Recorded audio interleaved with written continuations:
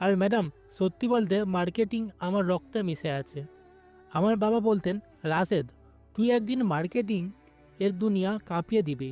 তাই আমি আপনার মতো একজন কিংবদন্তি অধীনে কাজ করার সুযোগ পেলে মানে মানে আমি আমার সেরাটা দিয়ে কোম্পানিকে এমন এক উচ্চতায় নিয়ে যাব যা।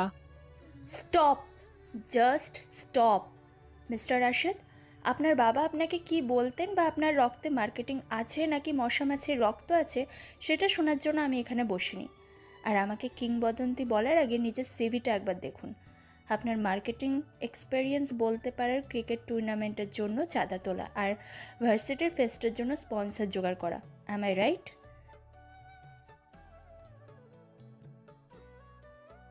10,000 মানুষ?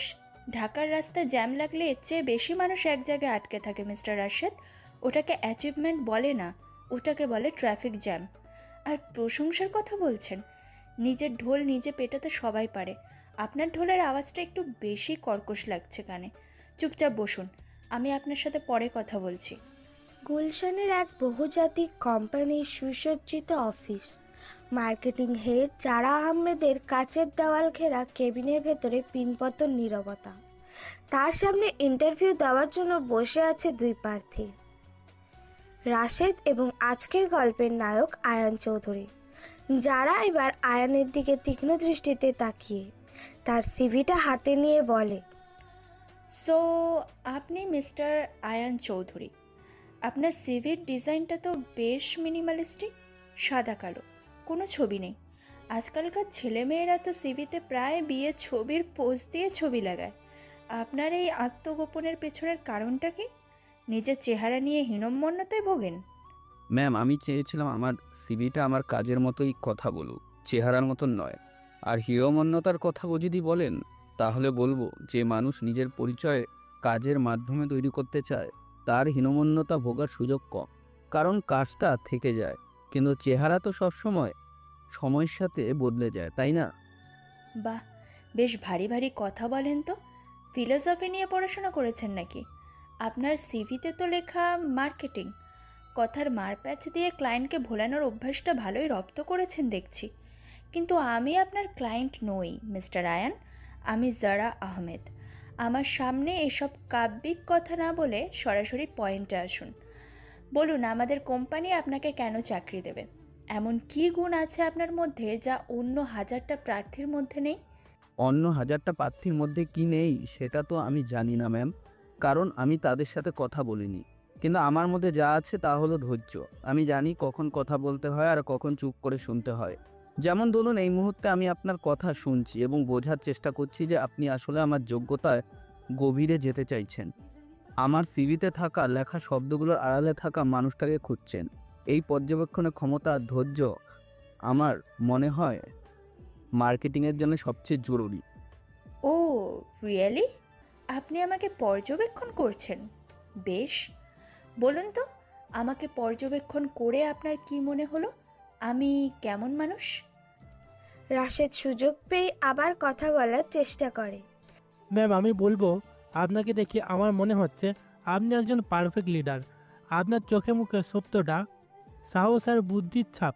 আমি তো ফিদা। আপনি তো মার্কেটিংয়ের কুইন ভিক্টোরিয়া। আপনাকে আমি কিছু জিজ্ঞেস করেছি মিস্টার চামচা, আই মিন মিস্টার রাশেদ? একটা সোজা প্রশ্নের উত্তর যিনি দিতে পারেন না তার অন্যের চরিত্র বিশ্লেষণ করারও দরকার নেই। আপনি চুপচাপ বসে থাকুন। বলুন মিস্টার ফিলোসফার, আপনার পর্যবেক্ষণ কি বলে? আমার পর্যবেক্ষণ বলে আপনি একজন মানুষ যিনি পারফেকশনকে ভালোবাসেন। আপনি চান আপনার চারিপাশে সব কিছু যেন নিখুঁত হয় আপনার নিয়ম মেনে। এই যে আপনার টেবিলের উপর প্রত্যেকটা ফাইল, কলম, এমনকি পেপারটাও জ্যামিতিক মাপেই রাখা আছে। এটা তারই প্রমাণ। আপনি বাইরে থেকে নিজেকে যতটা কঠোর এবং কঠিন হিসেবে উপস্থাপনা করেন, ভেতরটা ততই গোছানো এবং সম্ভবত ততটাই এক। কারণ যারা সব কিছু নিখুঁতভাবে করতে চায় তাদের প্রার্থী সঙ্গী খুব কম হয়। তারা একা একা দৌড়ে একাই যেতে চায়। আপনার জেতার অভ্যাস আছে, কিন্তু সেই জয়টা আনন্দ উৎসব করার মতন মানুষের হয়তো অভাব আছে। ঘরের ভেতরটা নীরবতা, এসির শব্দটাও যেন হঠাৎ কানে লাগছে। যারা আয়ানের দিকে অপলক দৃষ্টিতে তাকিয়ে আছে। তার মুখের কঠোর ভাবটা এক মুহূর্তের জন্য যেন কেঁপে উঠল।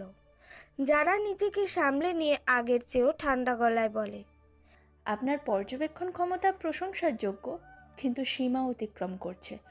আমি এখানে সাইকোলজিস্ট নিয়োগ দিচ্ছি না, মার্কেটিং এক্সিকিউটিভ খুঁজছি। আপনার ব্যক্তিগত আক্রমণাত্মক মন্তব্য আপনার অযোগ্যতারই পরিচয় দেয়। আমি দুঃখিত যদি আমার কথা আপনি কিছু মনে করেন থাকেন, কিন্তু আপনি প্রশ্নটা করেছেন আর আমি মিথ্যা বলতে শিখিনি। মার্কেটিংয়ের প্রথম নিয়মই হলো সত্যকে সুন্দরভাবে উপস্থাপনা করা, লুকিয়ে রাখা নয়। আমি শুধু সত্যটাই বলেছি। ওকে ফাইন, একটা সিচুয়েশন দিচ্ছি। ধরুন আমাদের নতুন একটা বিউটি সোপ লঞ্চ হবে। টার্গেট অডিয়েন্স মধ্যবিত্ত নারীরা। আমাদের হাতে বাজেট খুব কম, কিন্তু 1 মাসের মধ্যে সারা দেশে আমাদের এই প্রোডাক্টের নাম ছড়িয়ে দিতে হবে। আপনি কি করবেন? মিস্টার রাশেদ, আপনি আগে বলুন। ম্যাম, এটা তো কোনো ব্যাপার না। আমি প্রথমে দেশের সবচেয়ে বড় ফিল্মে ইনফ্লুয়েন্সারদের হায়ার করব। তারপর টিভিতে একদম ইমোশনাল একটা বিজ্ঞাপন বানাবো, যেখানে একজন মা তার মেয়ের জন্য সাবানটা কিনছে। তারপর ফেসবুক, ইউটিউবে বুস্ট করব, পুরো ভাইরাল করে দেব। ম্যাম, টাকার চিন্তা করবেন না, আমি সবচেয়ে কমে কাজটা করে দেখাবো, প্রয়োজনে নিজের পকেট থেকে। আপনার পকেটে যা আছে তা দিয়ে হয়তো এই অফিসের 1 মাসের চায়ের খরচও উঠবে না। আর আমি প্রথমেই বলেছিলাম বাজেট খুব কম। আপনি যাদের নাম বললেন তাদের একজনকে হায়ার করার টাকাও আমাদের নেই। আপনার পরিকল্পনাটা বস্তাপচা এবং আউটডেটেড, ঠিক আপনার সেভের মতোই। এবার আপনি বলুন, ম্যামকে ইমপ্রেস করার জন্য আপনার ঝুলিতে কি আছে মিস্টার চৌধুরী? আমার পরিকল্পনাটা একটু অন্যরকম ম্যাম। আমি কোনো ইনফ্লুয়েন্সার বা মডেল হায়ার করব না। আমি খুঁজব বাংলাদেশের প্রত্যেকটা জেলার সবচেয়ে পুরনো এবং বিশ্বস্ত দর্জিদের, বিশেষ করে যারা মেয়েদের কাপড় সেলাই করেন। দর্জি? Are you serious? সাবানের মার্কেটিংয়ের সাথে দর্জির কি সম্পর্ক? সম্পর্কটা খুব গভীর ম্যাম। বাংলাদেশে মধ্যবিত্ত পরিবারে একজন বিশ্বস্ত দর্জি, বিশেষ করে মহিলা দর্জি, শুধু কাপড় সেলাই করেন না, তিনি ওই পরিবারের একজন সদস্যর মতনই হয়ে ওঠেন। তার কাছে এলাকার সব ভাবিরা আসেন, গল্প করেন, পরামর্শ নেন। তাদের মুখের কথা যে কোনো ইনফ্লুয়েন্সারের চেয়ে অনেক বেশি শক্তিশালী। আমি সেই দর্জিদের কাছে আমার সাবানের স্যাম্পল পাঠাবো, সাথে একটা সুন্দর চিঠি আর তাদের যেন কিছু উপহার। চিঠিতে লেখা থাকবে, আপনি সারাদিন সুতো আর কাপড়ের সাথে কাজ করে নিজের হাতে যে শিল্পী তৈরি করেন, আমরা চাই আপনার সেই সুন্দর হাত দুটি সুন্দর থাকুক।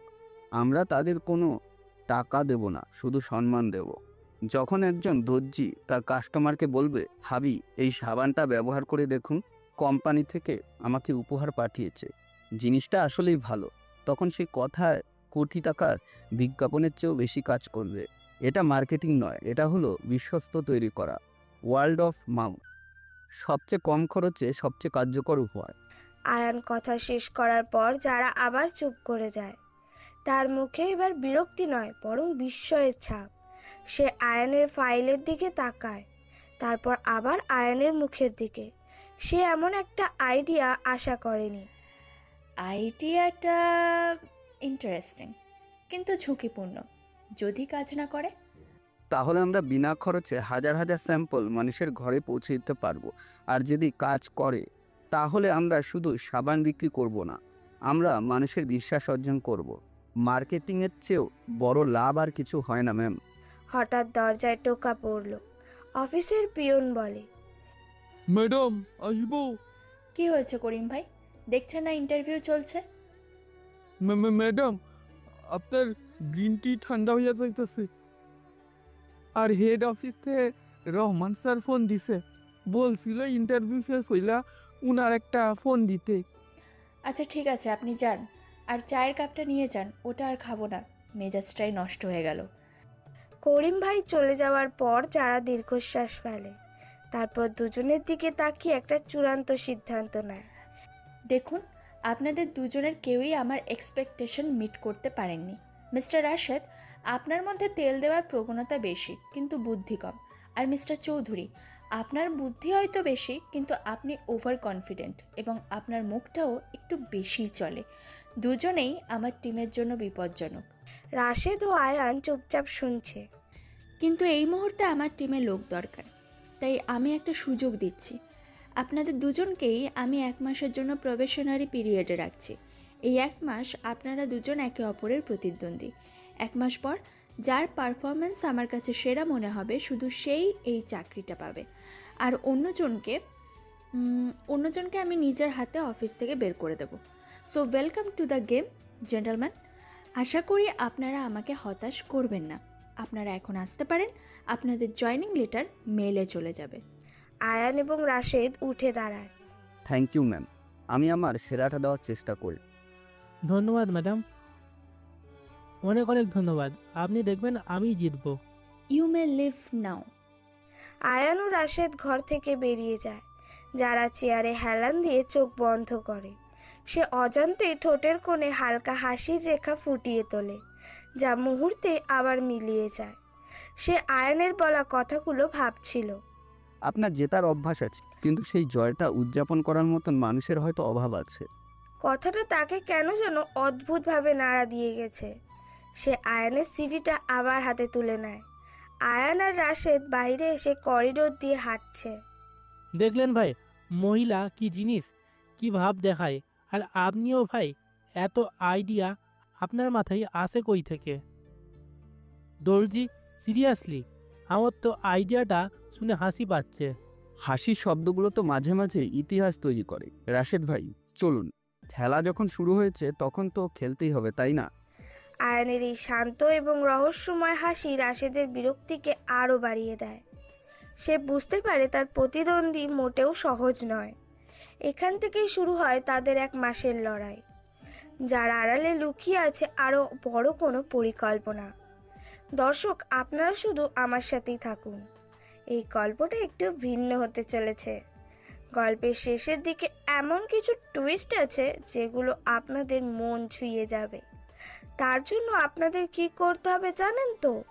ভিডিওটিতে লাইক করে চ্যানেলটি সাবস্ক্রাইব করে দিন। পরের দিন সকাল 10টায় আয়ান আর রাশেদ অফিসে এসেছে। রাশেদ ফিসফিস করে, আয়ানের ডেস্কের দিকে ঝুঁকে বলে। ভাই শুনছেন আয়ন ভাই? আয়ান কম্পিউটারের স্ক্রিন থেকে চোখ না সরিয়ে টাইপ করতে করতে বলে। বলেন রাশেদ ভাই, কিছু বলবেন? আরে ভাই, কাজ তো পরে করা যাবে, আগে বলেন জানটা বাঁচানোর উপায় কি? কাল রাতে তো আমার ঘুম হয়নি। স্বপ্নে দেখেছি যারা ম্যাডাম আমার দিকে লেজার লাইটের মতো চোখ করে তাকিয়ে আছে আর বলছে ইউ আর ফায়ার। আমি ঘুমের মধ্যেই সরি ম্যাম বলে চিৎকার করে উঠি। আমার আম্মা তো ভয় পেয়ে ভাবছে আমার ওপর জিনের আসার হয়েছে। আচর বেশি ভয়ঙ্কর মনে হচ্ছে আমার কাছে। চিন্তা করবেন না, 1 মাস তো আছে, কিছু একটা হয়ে যাবে। মার্কেটিং এজেন্সির সুবিশাল ফ্লোরে পাশাপাশি দুটি ডেস্কে বসে আছে আয়ান ও রাশেদ। তাদের প্রথম কর্মদিবস। চারদিকে ব্যস্ততার ছাপ থাকলেও তাদের দুজনের মাথার উপর যেন অদৃশ্য এক তলোয়ার ঝুলছে। কি হবে ভাই? কিছুই হবে না। এই দর্জির আইডিয়াটা দিয়ে আপনি তো ম্যাডামের চোখে হিরো হয়ে গেছেন, আর আমি হয়ে গেছি ভিলেন। এখন তো আমাকে দেখলেই ম্যাডাম এমনভাবে তাকায় যেন আমি কোম্পানির প্রিন্টার থেকে কাগজ চুরি করে এসেছি। আজ সকালে একবার ওয়াশরুমে দেখা হয়েছিল, আমি সালাম দিলাম, আসসালামু আলাইকুম ম্যাডাম। উনি আমার দিকে এমনভাবে তাকালেন যেন আমি ওনার কাছে চাঁদা যাইতে এসেছি। সালামের উত্তরটাও দিল না। উনি হয়তো ব্যস্ত ছিলেন, আর আমার আইডিয়াটা এখনো পাস হয়নি। আইডিয়াটা দেওয়া সহজ রাশেদ ভাই, ওটাকে বাস্তবে রূপ দেওয়া কঠিন। দেখা যাক কি হয়।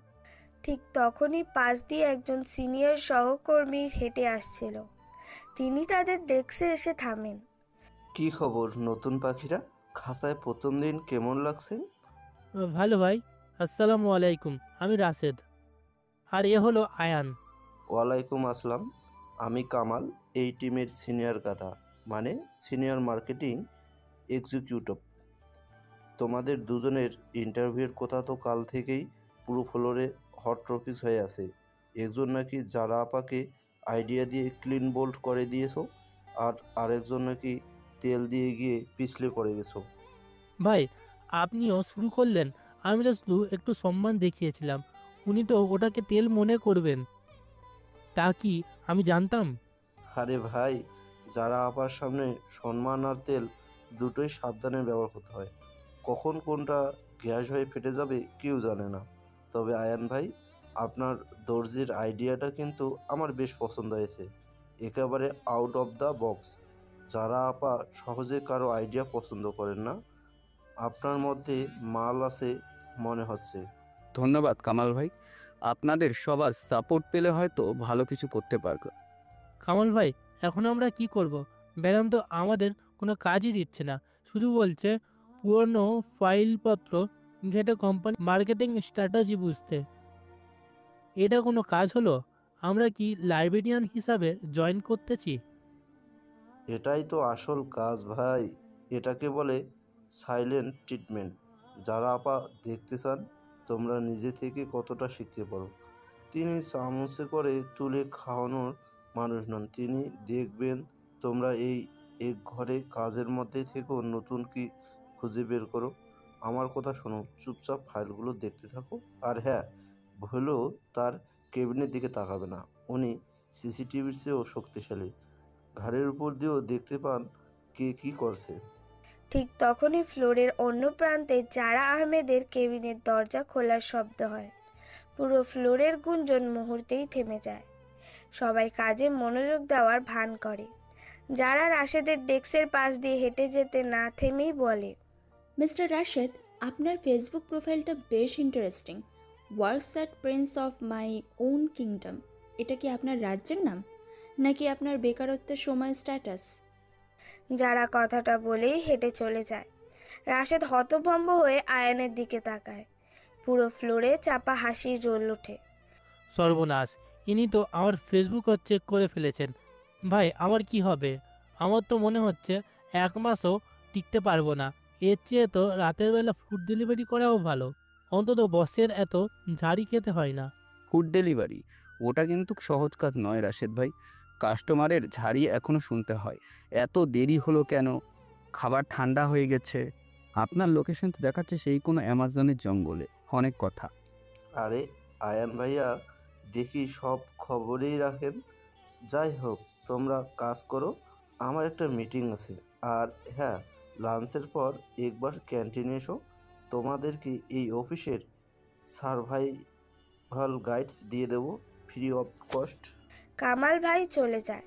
রাশেদ তখনও বিধ্বস্ত অবস্থায় বসে আছে। আয়ান শান্তভাবে নিজের কাজ করতে থাকে, কিন্তু তার মাথায় ঘুরছে অন্য কিছু। সেদিন রাতে দিনের বেলার কর্পোরেট কর্মচারী আয়ান চৌধুরী এখন রাতের ঢাকার একজন ফুড ডেলিভারি বয়। একটি সাধারণ টি শার্ট আর জিন্স পরে কাঁধে ডেলিভারি ব্যাগ ঝুলিয়ে সে বনানীর এক টং দোকানের বেঞ্চে বসে আছে। দোকানদার বলে, আয়ন ভাই, আরেক কাপ চা দিমুনি? আজকে তো রাতে ঠান্ডা একটু বেশি পড়ছে। আয়ান চায়ের কাপে চুমুক দিয়ে বলে, না কাদের চাচা, আপাতত এটাই চলে। এখনো তো অনেক অর্ডার আসেনি। আজকে বাজারটা মনে হচ্ছে মন্দা যাবে। আরে না না, বাজেটের পর সব কিছুর দাম বাড়ছে। মানুষ এখন বাইরে খাওয়া দাওয়া একটু কমাই দিচ্ছে, কিন্তু রাত বাড়লে দেখবেন খিদেও বাড়বে, অর্ডার আইব। আপনি তো হলেন আমাদের এই এলাকার লাকি ডেলিভারি ম্যান, আপনি বললে অর্ডার না পারে। ঠিক তখনই আয়ানের ফোনে একটি অ্যাপের বিশেষ নোটিফিকেশনের টোন বেজে ওঠে।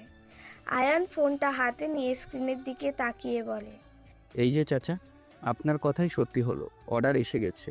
কইলাম না, জান আল্লাহর নাম নিয়া রওনা দেন। রেস্টুরেন্টের নাম দম ফুক, কাচ্চির অর্ডার, আর ডেলিভারির লোকেশন গুলশান 2।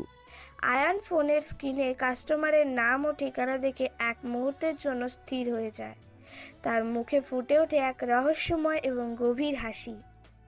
কি হইল ভাই, গুলশান তো এখান থেকে বেশি দূর না, 20 মিনিটে পৌঁছা যাইবেন।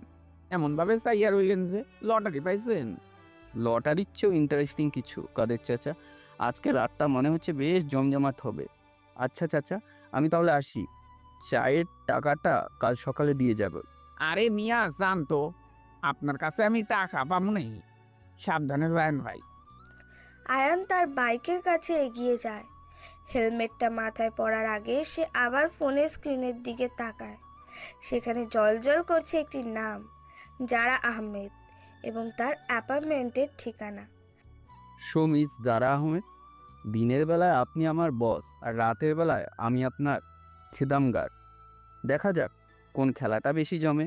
The game is on.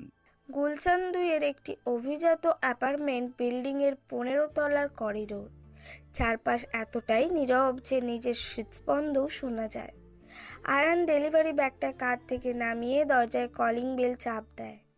কিছুক্ষণ কোনো সাড়া নেই। আয়ান আবার বেল চাপ দেয়। দ্বিতীয়বার চাপ দেওয়ার পর ভেতর থেকে যারা বেরিয়ে আসে। যারা দরজাটা সামান্য ফাঁক করে, ভেতর থেকে ক্লান্ত এবং রুক্ষ গলায় বলে। আয়ানের মাথায় হেলমেট, মুখে মাস্ক পরা অবস্থায়, কণ্ঠস্বর কিছুটা বদলে নিয়ে বলে, ম্যাম, আপনার ফুড দম ফুক থেকে। ও হ্যাঁ, ভুলে গিয়েছিলাম। এত দেরি হলো কেন? অর্ডার করেছি প্রায় 1 ঘন্টা আগে। আপনারা কি হেঁটে হেঁটে ডেলিভারি করেন নাকি? আপনাদের অ্যাপে তো দেখাচ্ছিল 20 মিনিটে পৌঁছাবেন। ম্যাম, আমি খুবই দুঃখিত। বনানীতে আজকে কী যে জ্যাম ছিল, একটা বাস নষ্ট হয়ে পুরো রাস্তা বন্ধ করে রেখেছিল। তার উপর আপনার এই অ্যাপার্টমেন্টের সিকিউরিটি ভেতরে ঢুকতেই তো 10 মিনিট লাগিয়ে দিল। হাজারটা প্রশ্ন করে, কোথা থেকে আসছেন, কার ফ্ল্যাটে যাবেন, অর্ডার কনফার্মেশন দেখান। যেন আমি খাবার ডেলিভারি দিতে আসিনি, সোনাদানা চুরি করতে এসেছি।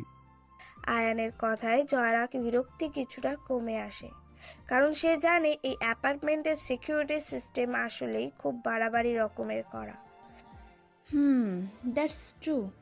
এখানকার সিকিউরিটি একটু বেশি বাড়াবাড়ি করে। আচ্ছা ঠিক আছে, দিন, খাবারটা দিন। আর বিল কত হয়েছে?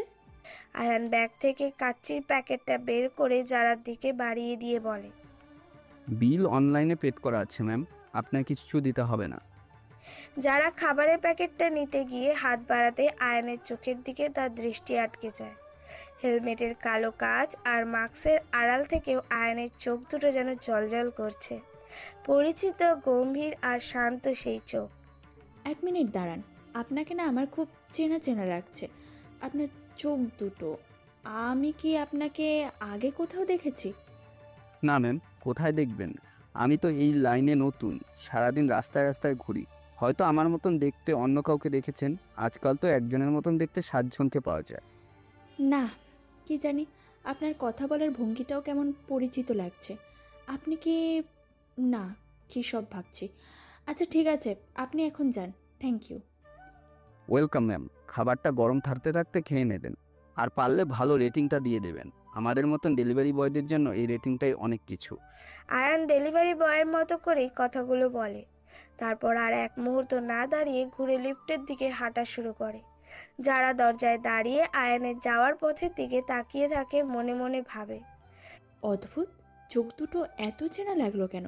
মনে হচ্ছে যেন সারাদিনে এই চোখ জোড়ার সাথেই কথা বলেছি। ধুর, বেশি কাজের চাপে হয়তো আমার মাথাটাই গেছে। এখন কাচ্চিটা খাই, খিদে পেট চোচো করছে। যারা দরজা বন্ধ করে দেয়। লিফটের দরজা খোলে, লিফটের ভেতরে ঢুকে হেলমেটটা খুলে ফেলে। তার মুখে এক বিজয়ীর হাসি। সে লিফটের আয়নায় নিজেকে দেখে চোখ মারে।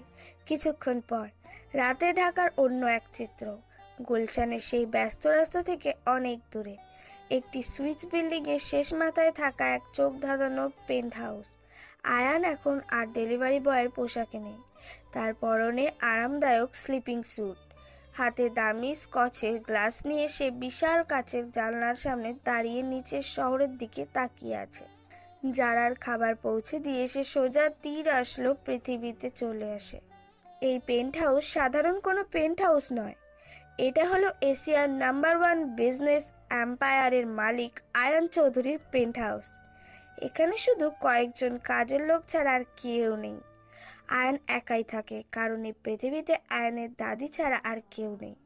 সে এতদিন লন্ডনে পড়াশোনা করেছে। বাবা মা আর তার ছোট বোন কোনো এক কারণে মারা যায়। সেই কারণটা গল্পের শেষের দিকে উন্মোচন হবে। ওনারা মারা যাওয়ার পর সে বাংলাদেশে এসে তার বাবার এই বিশাল সাম্রাজ্যের দায়িত্ব নিয়েছে। আর সে এখন কেন জারার অফিসে কাজ করছে, ডেলিভারি বয় বা কেন সাজলো, তার উত্তর ধীরে ধীরে পাবেন। এখন চলুন মূল আলোচনায় আসি। আয়ানের ট্যাবলেটে একটি ভিডিও কল আসে। সে এগিয়ে গিয়ে টেবিল থেকে ট্যাবলেটটা তুলে নেয়। স্ক্রিনে ভেসে ওঠে এক বৃদ্ধার মুখ, যিনি আয়ানের দাদি।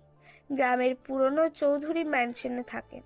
স্ক্রিনের দিকে তাকিয়ে মুখে স্নেহমাখা হাসি ফুটিয়ে বলে, আসসালামু আলাইকুম দাদি, এত রাতে জেগে আছো? তোমার না ঘুমানোর সময় হয়ে গেছে? ওয়ালাইকুম আসসালাম। আমার ঘুমের চিন্তা তোকে করতে হবে না দাদু ভাই। আগে বল, আমার খবরটা কি? দিনের বেলা অফিসের বস আর রাতের বেলা দরজার সামনে খিদমতগার, নাটকটা কেমন চলছে তোর? আয়ান কফির কাপে এক চুমুক দিয়ে সোফায় আরাম করে বসে বলে, নাটক একদম জমে উঠেছে দাদি। তোমার পছন্দ আছে বলতে হবে। মেয়েটা যেমন বুদ্ধিমতী তেমনই জেদি, আর রেগে গেলে নাকটা ফুলে ঠিক টমাটোর মতন লাল হয়ে যায়। আজ রাতে তো আমাকে প্রায় ধরেই ফেলেছিল। আমার চোখ দেখে নাকি তার চেনা চেনা লাগছে। চেনা তো লাগবেই, জহুরি তো জহর চিনবেই। আমি প্রথম দেখাতেই চিনেছিলাম। আর তুই তো তার সাথে সারাদিন কাটাস, কিন্তু তুই তো শুধু বাইরের রূপটা দেখছিস, ওর ভেতরটা দেখেছিস? ওই কঠিন খোলসের আড়ালে যে নরম মনটা আছে, সেটার খোঁজ পেয়েছিস? এখনো পুরোপুরি পাইনি দাদি, তবে আজ রাতে অফিসের বাইরে প্রথমবার তাকে দেখলাম। খুব ক্লান্ত দেখাচ্ছিল। আমার মনে হয় ওই কঠিন মুখোশটা পরে থাকতে থাকতে মেয়েটা নিজেও ক্লান্ত। কিন্তু আমি ঠিকই ওর মনের ভেতর পর্যন্ত পৌঁছাবো, তুমি চিন্তা করো না। আমি জানি তুই পারবি, কারণ তুই আমার নাতি। চৌধুরী গ্রুপের একমাত্র উত্তরাধিকারী তুই। সামান্য একটা মেয়ের মন জয় করতে পারবি না তা কি হয়?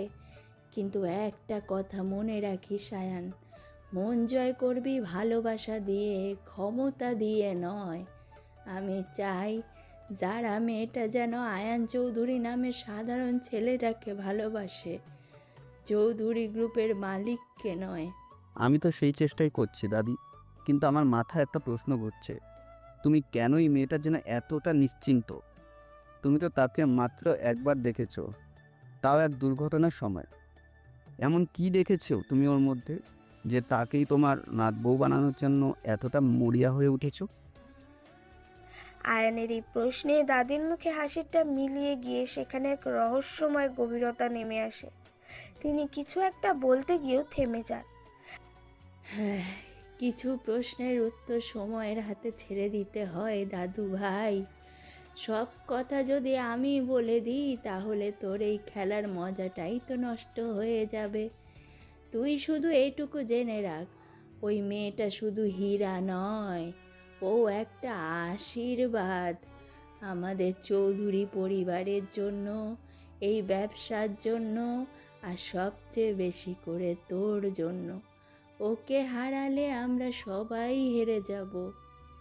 তুমি আমাকে ধাঁধার মধ্যে ফেলে দিচ্ছ দাদি, আমি তো কিছুই বুঝতে পারছি না। বোঝার দরকার নেই, লন্ডনে থেকে বড় হয়েছিস। এসব বুঝতে হলে তোকে আরও সময় নিতে হবে। তুই শুধু আমার উপর বিশ্বাস রাখ আর নিজের মনের কথা শোন। তোর মন তোকে ঠিক পথ দেখাবে। এখন যা, অনেক রাত হয়েছে, ঘুমিয়ে পড়। কাল আবার অফিসে গিয়ে বসের ঝাড়ি খেতে হবে তো। আচ্ছা দাদি, ঠিক আছে।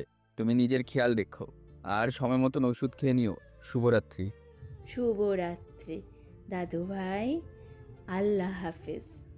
আয়ান ট্যাবলেটটা পাশে রেখে উঠে আবার জানালার সামনে গিয়ে দাঁড়ায়। তার চোখে এখন হাজারো প্রশ্ন।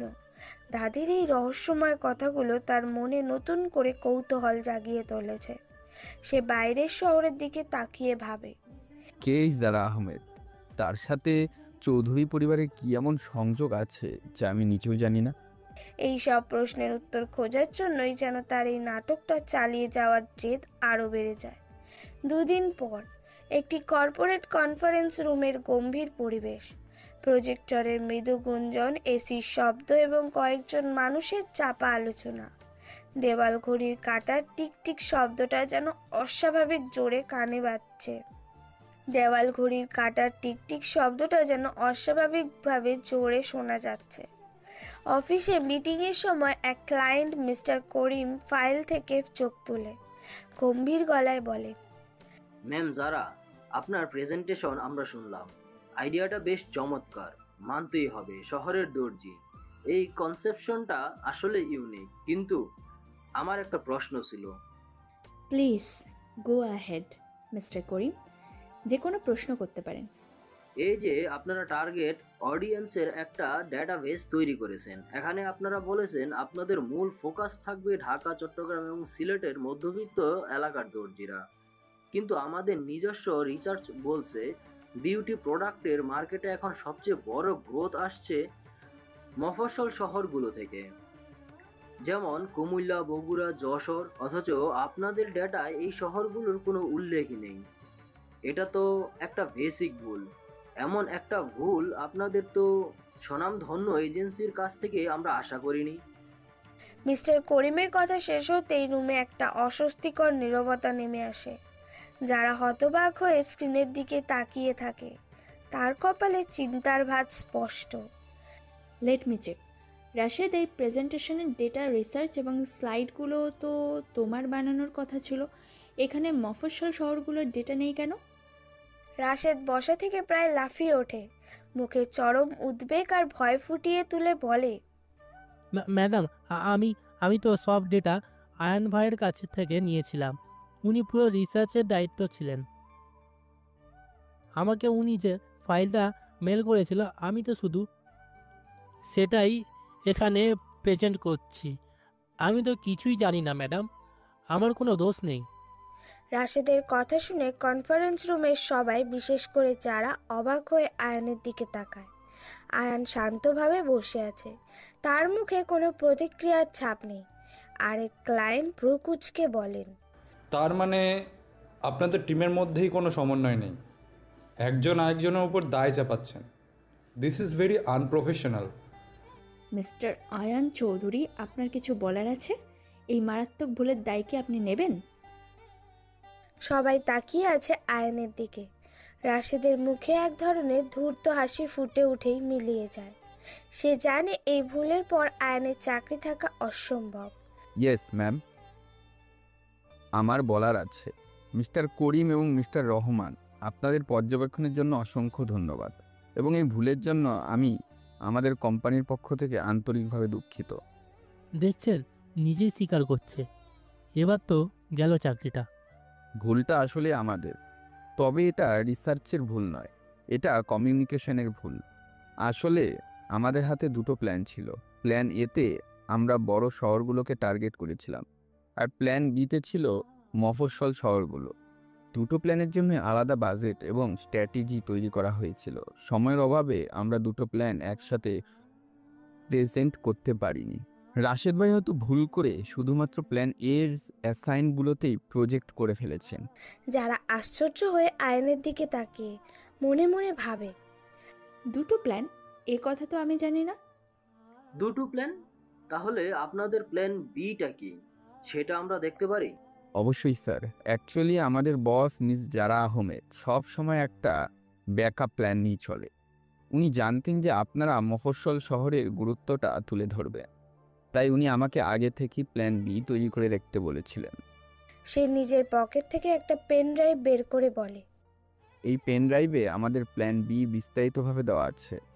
আপনারা যদি 10 মিনিট সময় দেন, আমি এখনই সেটা প্রেজেন্ট করতে পারি। কনফারেন্স রুমে আবার পিনপতন নীরবতা। যারা হতবাক হয়ে আয়নের দিকে তাকিয়ে আছে। সে কিছুতেই বুঝতে পারছে না আয়ান কখন এই প্ল্যান তৈরি করলো, আর সে কিভাবে জানলো যে যারা সবসময় ব্যাকআপ প্ল্যান রাখে। রাশেদও অবাক হয়ে গেছে। তার পরিকল্পনা এভাবে বুমেরাং হয়ে যাবে সে ভাবতেও পারেনি। যারা নিজেকে সামলে নিয়ে আয়নের দিকে তাকিয়ে এক ধরনের মিশ্র দৃষ্টিতে বলে। এরপর আয়ান তার কাল্পনিক প্ল্যান বি উপস্থাপন করে এমনভাবে যেন সেটা আগে থেকেই তৈরি করা ছিল। সে তার পর্যবেক্ষণ ক্ষমতা এবং বুদ্ধি দিয়ে ক্লায়েন্টদের সমস্ত প্রশ্নের উত্তর দেয় এবং তাদের মুগ্ধ করে ফেলে। মিটিং শেষে ক্লায়েন্টরা খুশি হয়ে চুক্তিটা ফাইনাল করে। যারা আমাদের কেবিনের ভেতরে শান্ত পরিবেশ, বাইরে অফিসের কর্মীদের হালকা কাজের শব্দ। মিটিং শেষ হওয়ার প্রায় 1 ঘন্টা পর আয়ান এখন জারা আহমেদের কেবিনে, তার সামনে মাথা নিচু করে দাঁড়িয়ে আছে। যারা তার চেয়ারে বসে চুপচাপ ফাইল দেখছে, কিন্তু তার মনোযোগ ফাইলে নয়। যারা ফাইল থেকে চোখ না তুলেই বরফ শীত কণ্ঠে বলে, দরজাটা বন্ধ করে দিন মিস্টার চৌধুরী। আয়ান নিঃশব্দে দরজাটা বন্ধ করে এসে আবার আগের জায়গায় দাঁড়ায়। যারা এবার ফাইলটা বন্ধ করে আয়নের দিকে সরাসরি বলে, কি চলছিল আপনার মাথায়? মিটিংয়ে অমন একটা মিথ্যা কথা বলার সাহস আপনি কোথায় পেলেন? Plan B? মিস যারা সবসময় ব্যাকআপ প্ল্যান রাখেন, আমি আপনাকে এমন কোনো নির্দেশনা দিয়েছিলাম? না ম্যাম, আপনি দেননি। তাহলে আপনি পুরো কোম্পানির সম্মান নিয়ে জুয়া খেলেছেন। যদি আপনার এই বানানো গল্প ক্লায়েন্টরা ধরে ফেলতো, যদি তারা আরও বিস্তারিত তথ্য চাইতো যা আপনার কাছে ছিল না, কি হতো তখন? আপনি কি জানেন এই একটা ভুলের জন্য আমাদের এই $1 বিলিয়ন চুক্তিটা হাতছাড়া হয়ে যেতে পারতো? কিন্তু হয়নি তো ম্যাম, বরং চুক্তিটা আমরাই পেয়েছি। আর আমি কোনো জুয়া খেলিনি, আমি শুধু পরিস্থিতি সামাল দিয়েছি। রাশেদ ভাই যখন আমার উপর দোষটা চাপিয়ে দিল, তখন যদি আমি সত্যিটা বলতাম তাহলে ক্লায়েন্টদের সামনে আমাদের কোম্পানির অভ্যন্তরীণ কাণ্ডাল প্রকাশ পেত। তাতে কোম্পানির সম্মান আরও বেশি ক্ষুণ্ণ হতো। তাই আমি মিথ্যা বলিনি, আমি শুধু একটা নতুন সত্যি তৈরি করেছি। নতুন সত্যি? ওয়াও, আপনি তো কথার জাদুকর মিস্টার চৌধুরী। আপনি কি জানেন আপনার এই নতুন সত্যির কারণে রাশেদ বেঁচে গেল? সে যে কত বড় একটা ষড়যন্ত্র করেছিল সেটা আপনি প্রমাণ করতে পারতেন, কিন্তু আপনি তা না করে উল্টো তাকে বাঁচিয়ে দিলেন। কেন? আপনি কি সাধু সাজতে এসেছেন এখানে? আমি সাধু নই, শয়তানও নই ম্যাম, আমি শুধু একজন টিম প্লেয়ার। একটা টিমে জয়টাই আসল কথা, কে গোল দিল সেটা বড় না। রাশেদ ভাইও তো ভুল করেছে, কিন্তু তিনি আমাদের টিমেরই অংশ। তাকে সবার সামনে ছোট করে আমি নিজে বড় হতে চাইনি। আয়নের উত্তরগুলো যারার ভেতরের বিশ্বাসের দেওয়ালে ধাক্কা দিচ্ছিল। সে তার কেরিয়ারে এমন নিঃস্বার্থ এবং বুদ্ধিদীপ্ত মানুষ খুব কমই দেখেছেন। তার রাগটা ধীরে ধীরে কমে আসছিল, কিন্তু তার অহংকারী মন সেটা প্রকাশ করতে দিচ্ছিল না। যারা চেয়ারে হেলান দিয়ে গভীর দৃষ্টিতে আয়নকে পর্যবেক্ষণ করতে করতে বলে, আপনার কথাগুলো শুনতে খুব ভালো লাগছে মিস্টার চৌধুরী। বইয়ের পাতার মতো সুন্দর সুন্দর কথা, কিন্তু কর্পোরেট দুনিয়া বইয়ের পাতায় চলে না। এখানে সবাই নিজের কথাই ভাবে। আপনি যে এতটা পরোপকারী সেজে আছেন, এর পেছনের উদ্দেশ্যটা কি? আমার আস্থা অর্জন করতে চান, নাকি হিরো সেজে 1 মাসের এই প্রতিযোগিতাটা জিততে চান? উদ্দেশ্য তো একটা আছেই ম্যাম, তবে সেটা প্রতিযোগিতা জেতা বা আপনার অবস্থা অর্জন করার চেয়েও অনেক বড়। সেটা আপনি সময় হলে জানতে পারবেন। আয়নের এই রহস্যময় কথা যারাকে আরও বেশি কৌতূহলী করে তোলে। এই ছেলেটা আসলে কি? সে কি সত্যি এতটা সৎ, নাকি এর আড়ালেও আরও গভীর কোনো রহস্য আছে? হ্যাঁ, ঠিক আছে, আজকের মতো আমি আপনাকে কিছু বলছি না, কারণ আপনি কোম্পানির সম্মান বাঁচিয়েছেন। কিন্তু মনে রাখবেন, এটা আপনার প্রথম এবং শেষ ওয়ার্নিং। এরপর যদি আমার অনুমতি ছাড়া আমার নাম ব্যবহার করে কোনো নতুন সত্যি তৈরি করার চেষ্টা করেন, তাহলে পরিণাম ভালো হবে না। আপনি এখন আসতে পারেন। ধন্যবাদ ম্যাম। আয়ান কেবিন থেকে বেরিয়ে যায়। যারা একা বসে থাকে, সে আয়ানে রেখে যাওয়া পেন ড্রাইভটার দিকে তাকায়। সে জানে এই পেন ড্রাইভটা খালি। আয়ান পুরো প্রেজেন্টেশনটা দিয়েছিল তার উপস্থিত বুদ্ধি দিয়ে। ছেলেটার সাহস আর বুদ্ধির প্রশংসা না করে সে পারে না। অজান্তেই তার ঠোঁটের কোণে এক চিলতে হাসির রেখা ফুটে ওঠে। এই প্রথমবার জারা আহমেদ মনে হলো তার টিমের একজন যোগ্য মানুষ এসেছে। এই অনুভূতিটা তার কাছে একদম নতুন। অফিস শেষে রাত তখন প্রায় 10টা ছুঁই ছুঁই। আকাশ যেন আজ অভিমানের সমস্ত ভার বর্ষণ করে দিচ্ছে ঢাকার বুকে। ঝড়ের তাণ্ডবে ল্যাম্পপোস্টের আলোগুলো নিভু নিভু। গাড়ির ওয়াইপার প্রাণপণ চেষ্টা করেও জানলার কাছ থেকে বৃষ্টির ধারা সরাতে পারছে না। ঠিক এমনই এক দুর্যোগপূর্ণ রাতে শহরের এক নির্জন ফ্লাইওভারের ওপর এসে থেমে গেল একটি সাদা সেডান গাড়ি। গাড়ির ভেতরে বসে আছেন জারা আহমেদ। এবং এই মুহূর্তে আবহাওয়া অফিস থেকে পাওয়া খবর অনুযায়ী রাজধানী ঢাকার উপর দিয়ে একটি আকস্মিক কালবৈশাখী ঝড় বয়ে যাচ্ছে। আগামী 1 থেকে 2 ঘন্টা এই পরিস্থিতি বজায় থাকতে পারে।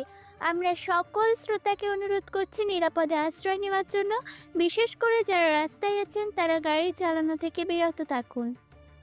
যারা বিরক্তিতে রেডিও বন্ধ করে দিয়ে স্বগতোক্তি বলে, উফ, শাট আপ! নিরাপদে আশ্রয় নেবো মানে? রাস্তার মাঝখানে গাড়ি থামিয়ে বসে থাকবো নাকি?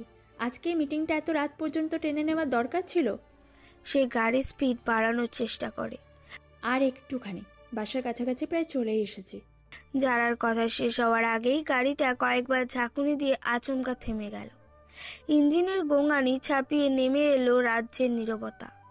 হেডলাইটগুলো নিভে গিয়ে চারপাশটা ডুবিয়ে দিল নিকষ কালো অন্ধকারে। No no no no, not now please. বারবার গাড়ির চাবি ঘুরিয়ে স্টার্ট দেওয়ার চেষ্টা করে, কিন্তু কোনো লাভ হয় না। Oh come on, what is wrong with you? আজকেই তোকে মরতে হলো। যারা সমস্ত চেষ্টা ব্যর্থ হলো। সে অসহায়ভাবে স্টিয়ারিংয়ের ওপর মাথা রাখে। এই মুহূর্তে তার নিজেকে পৃথিবীর সবচেয়ে একা মানুষ বলে মনে হচ্ছে। ভয়ে আতঙ্কে সে কাঁপা কাঁপা হাতে ফোনটা বের করলো। ফোনের স্ক্রিনে তাকিয়ে বলে, হোয়াট? No charge? মাত্র 2%? কিভাবে সম্ভব? আমি তো অফিস থেকে ফুল চার্জ দিয়ে বেরিয়েছিলাম। ও শিট, গাড়ির চার্জারেই তো লাগিয়ে রেখেছিলাম। গাড়ি বন্ধ, তাই চার্জারও বন্ধ। Perfect, just perfect. এর চেয়ে খারাপ আর কি হতে পারে? ঠিক তখনই আকাশের বুক চিরে নেমে এলো এক বজ্রপাত। বিদ্যুতের আলোয় চারপাশটা এক মুহূর্তের জন্য আলোকিত হয়ে উঠতেই চারার গলা দিয়ে বেরিয়ে এলো একটা চাপা আর্তনাদ। সে দ্রুত গাড়ির স্ট্যান্ডার লকটা ঠিক আছে কিনা দেখে নিল। সে নিজেকেই সাহস দেওয়ার জন্য বলে, ইটস ওকে যারা, it's okay. You are safe inside your car. কেউ তোকে কিছু করতে পারবে না। বৃষ্টিটা একটু কমলেই আমি গাড়ি থেকে নেমে সাহায্য খুঁজবো। হ্যাঁ, এটাই ঠিক হবে। কিন্তু যারার এই আত্মবিশ্বাস বেশিক্ষণ টিকল না। সময় গড়িয়ে চলল, কিন্তু ঝড়ের তেজ কমার কোনো লক্ষণই নেই। ফ্লাইওভার দিয়ে দু একটি গাড়ি তীব্র গতিতে পাশ কাটিয়ে চলে যাচ্ছে, কিন্তু এই দুর্যোগে কেউ থামার ঝুঁকি নিচ্ছে না। যারার বুকটা ধড়ফড় করতে শুরু করে। অফিসের সেই আত্মবিশ্বাসী কঠোর জারা আহমেদের খোলসটা ধীরে ধীরে ভেঙে পড়ছে। তার জায়গায় বেরিয়ে আসছে এক অসহায় ভীত মেয়ে।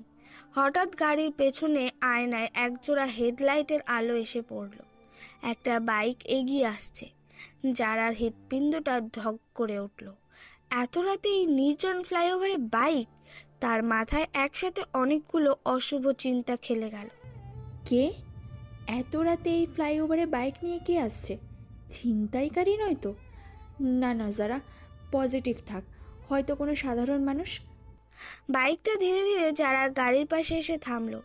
লোকটার পরনে একটি ফুড ডেলিভারি কোম্পানির রেইনকোট, মাথায় হেলমেট। সে বাইক থেকে নেমে এগিয়ে এলো যারার জানলার দিকে। তারপর খুব আলতো করে টোকা দিল জানলার কাছে। যারা ভয়ে চোখ বন্ধ করে ফেলে। তার নিঃশ্বাস প্রায় বন্ধ হয়ে যাওয়ার উপক্রম। লোকটা হেলমেটের ভেতর থেকে বৃষ্টির শব্দের কারণে কিছুটা উঁচু গলায় বলে, ম্যাম, হ্যালো, ভেতরে কেউ আছেন? আপনার গাড়ি কি নষ্ট হয়ে গেছে? কণ্ঠটা খুব পরিচিত লাগলো যারার। সে আস্তে আস্তে চোখ মেলে তাকায়। ভয়ে ভয়ে জানলার কাজটা সামান্য নামাতেই বাইরের বৃষ্টির ছাট এসে তার মুখে লাগলো। কে কে কে কে আপনি? কি চান?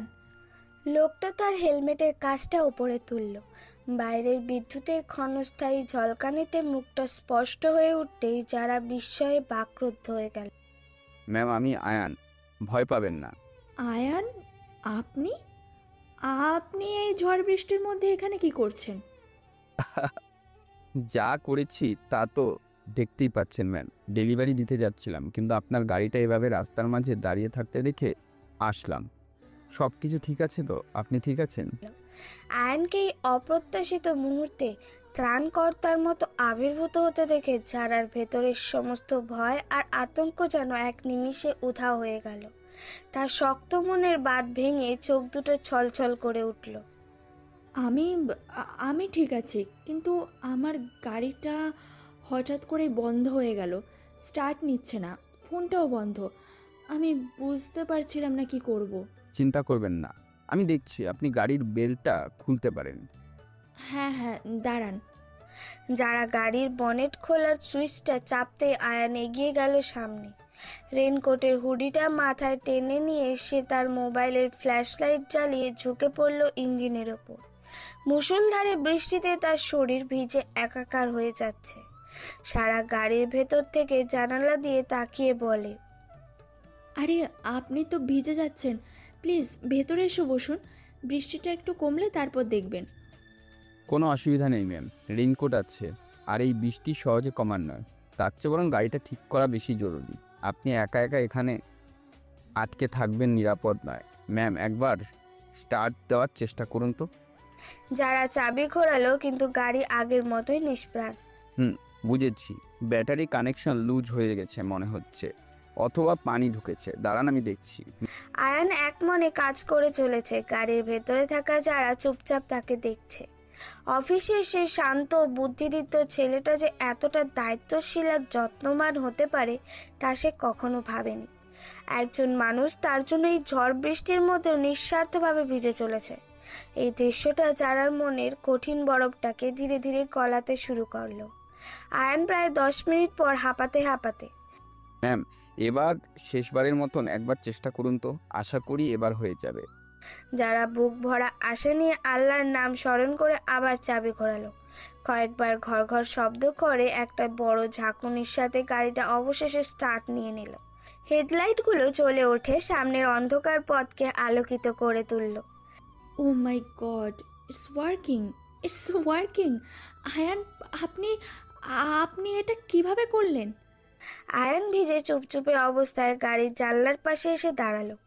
তার চুল বেয়ে বৃষ্টির পানি গড়িয়ে পড়ছে, কিন্তু মুখে লেগে আছে এক চিরচেনা শান্ত হাসিটা। তেমন কিছু না ম্যাম, ব্যাটারির টার্মিনালসে কিছু পরিষ্কার করে আবার লাগিয়ে দিলাম। বৃষ্টির পানি ঢুকে হয়তো শর্ট সার্কিট হয়েছে। আপনি এখন সাবধানে বাসায় চলে যেতে পারবেন। Thank you so much Ayaan. আমি জানি না আজ আপনি না থাকলে আমার কি হতো। আমি আপনার এই উপকার কোনোদিন ভুলবো না।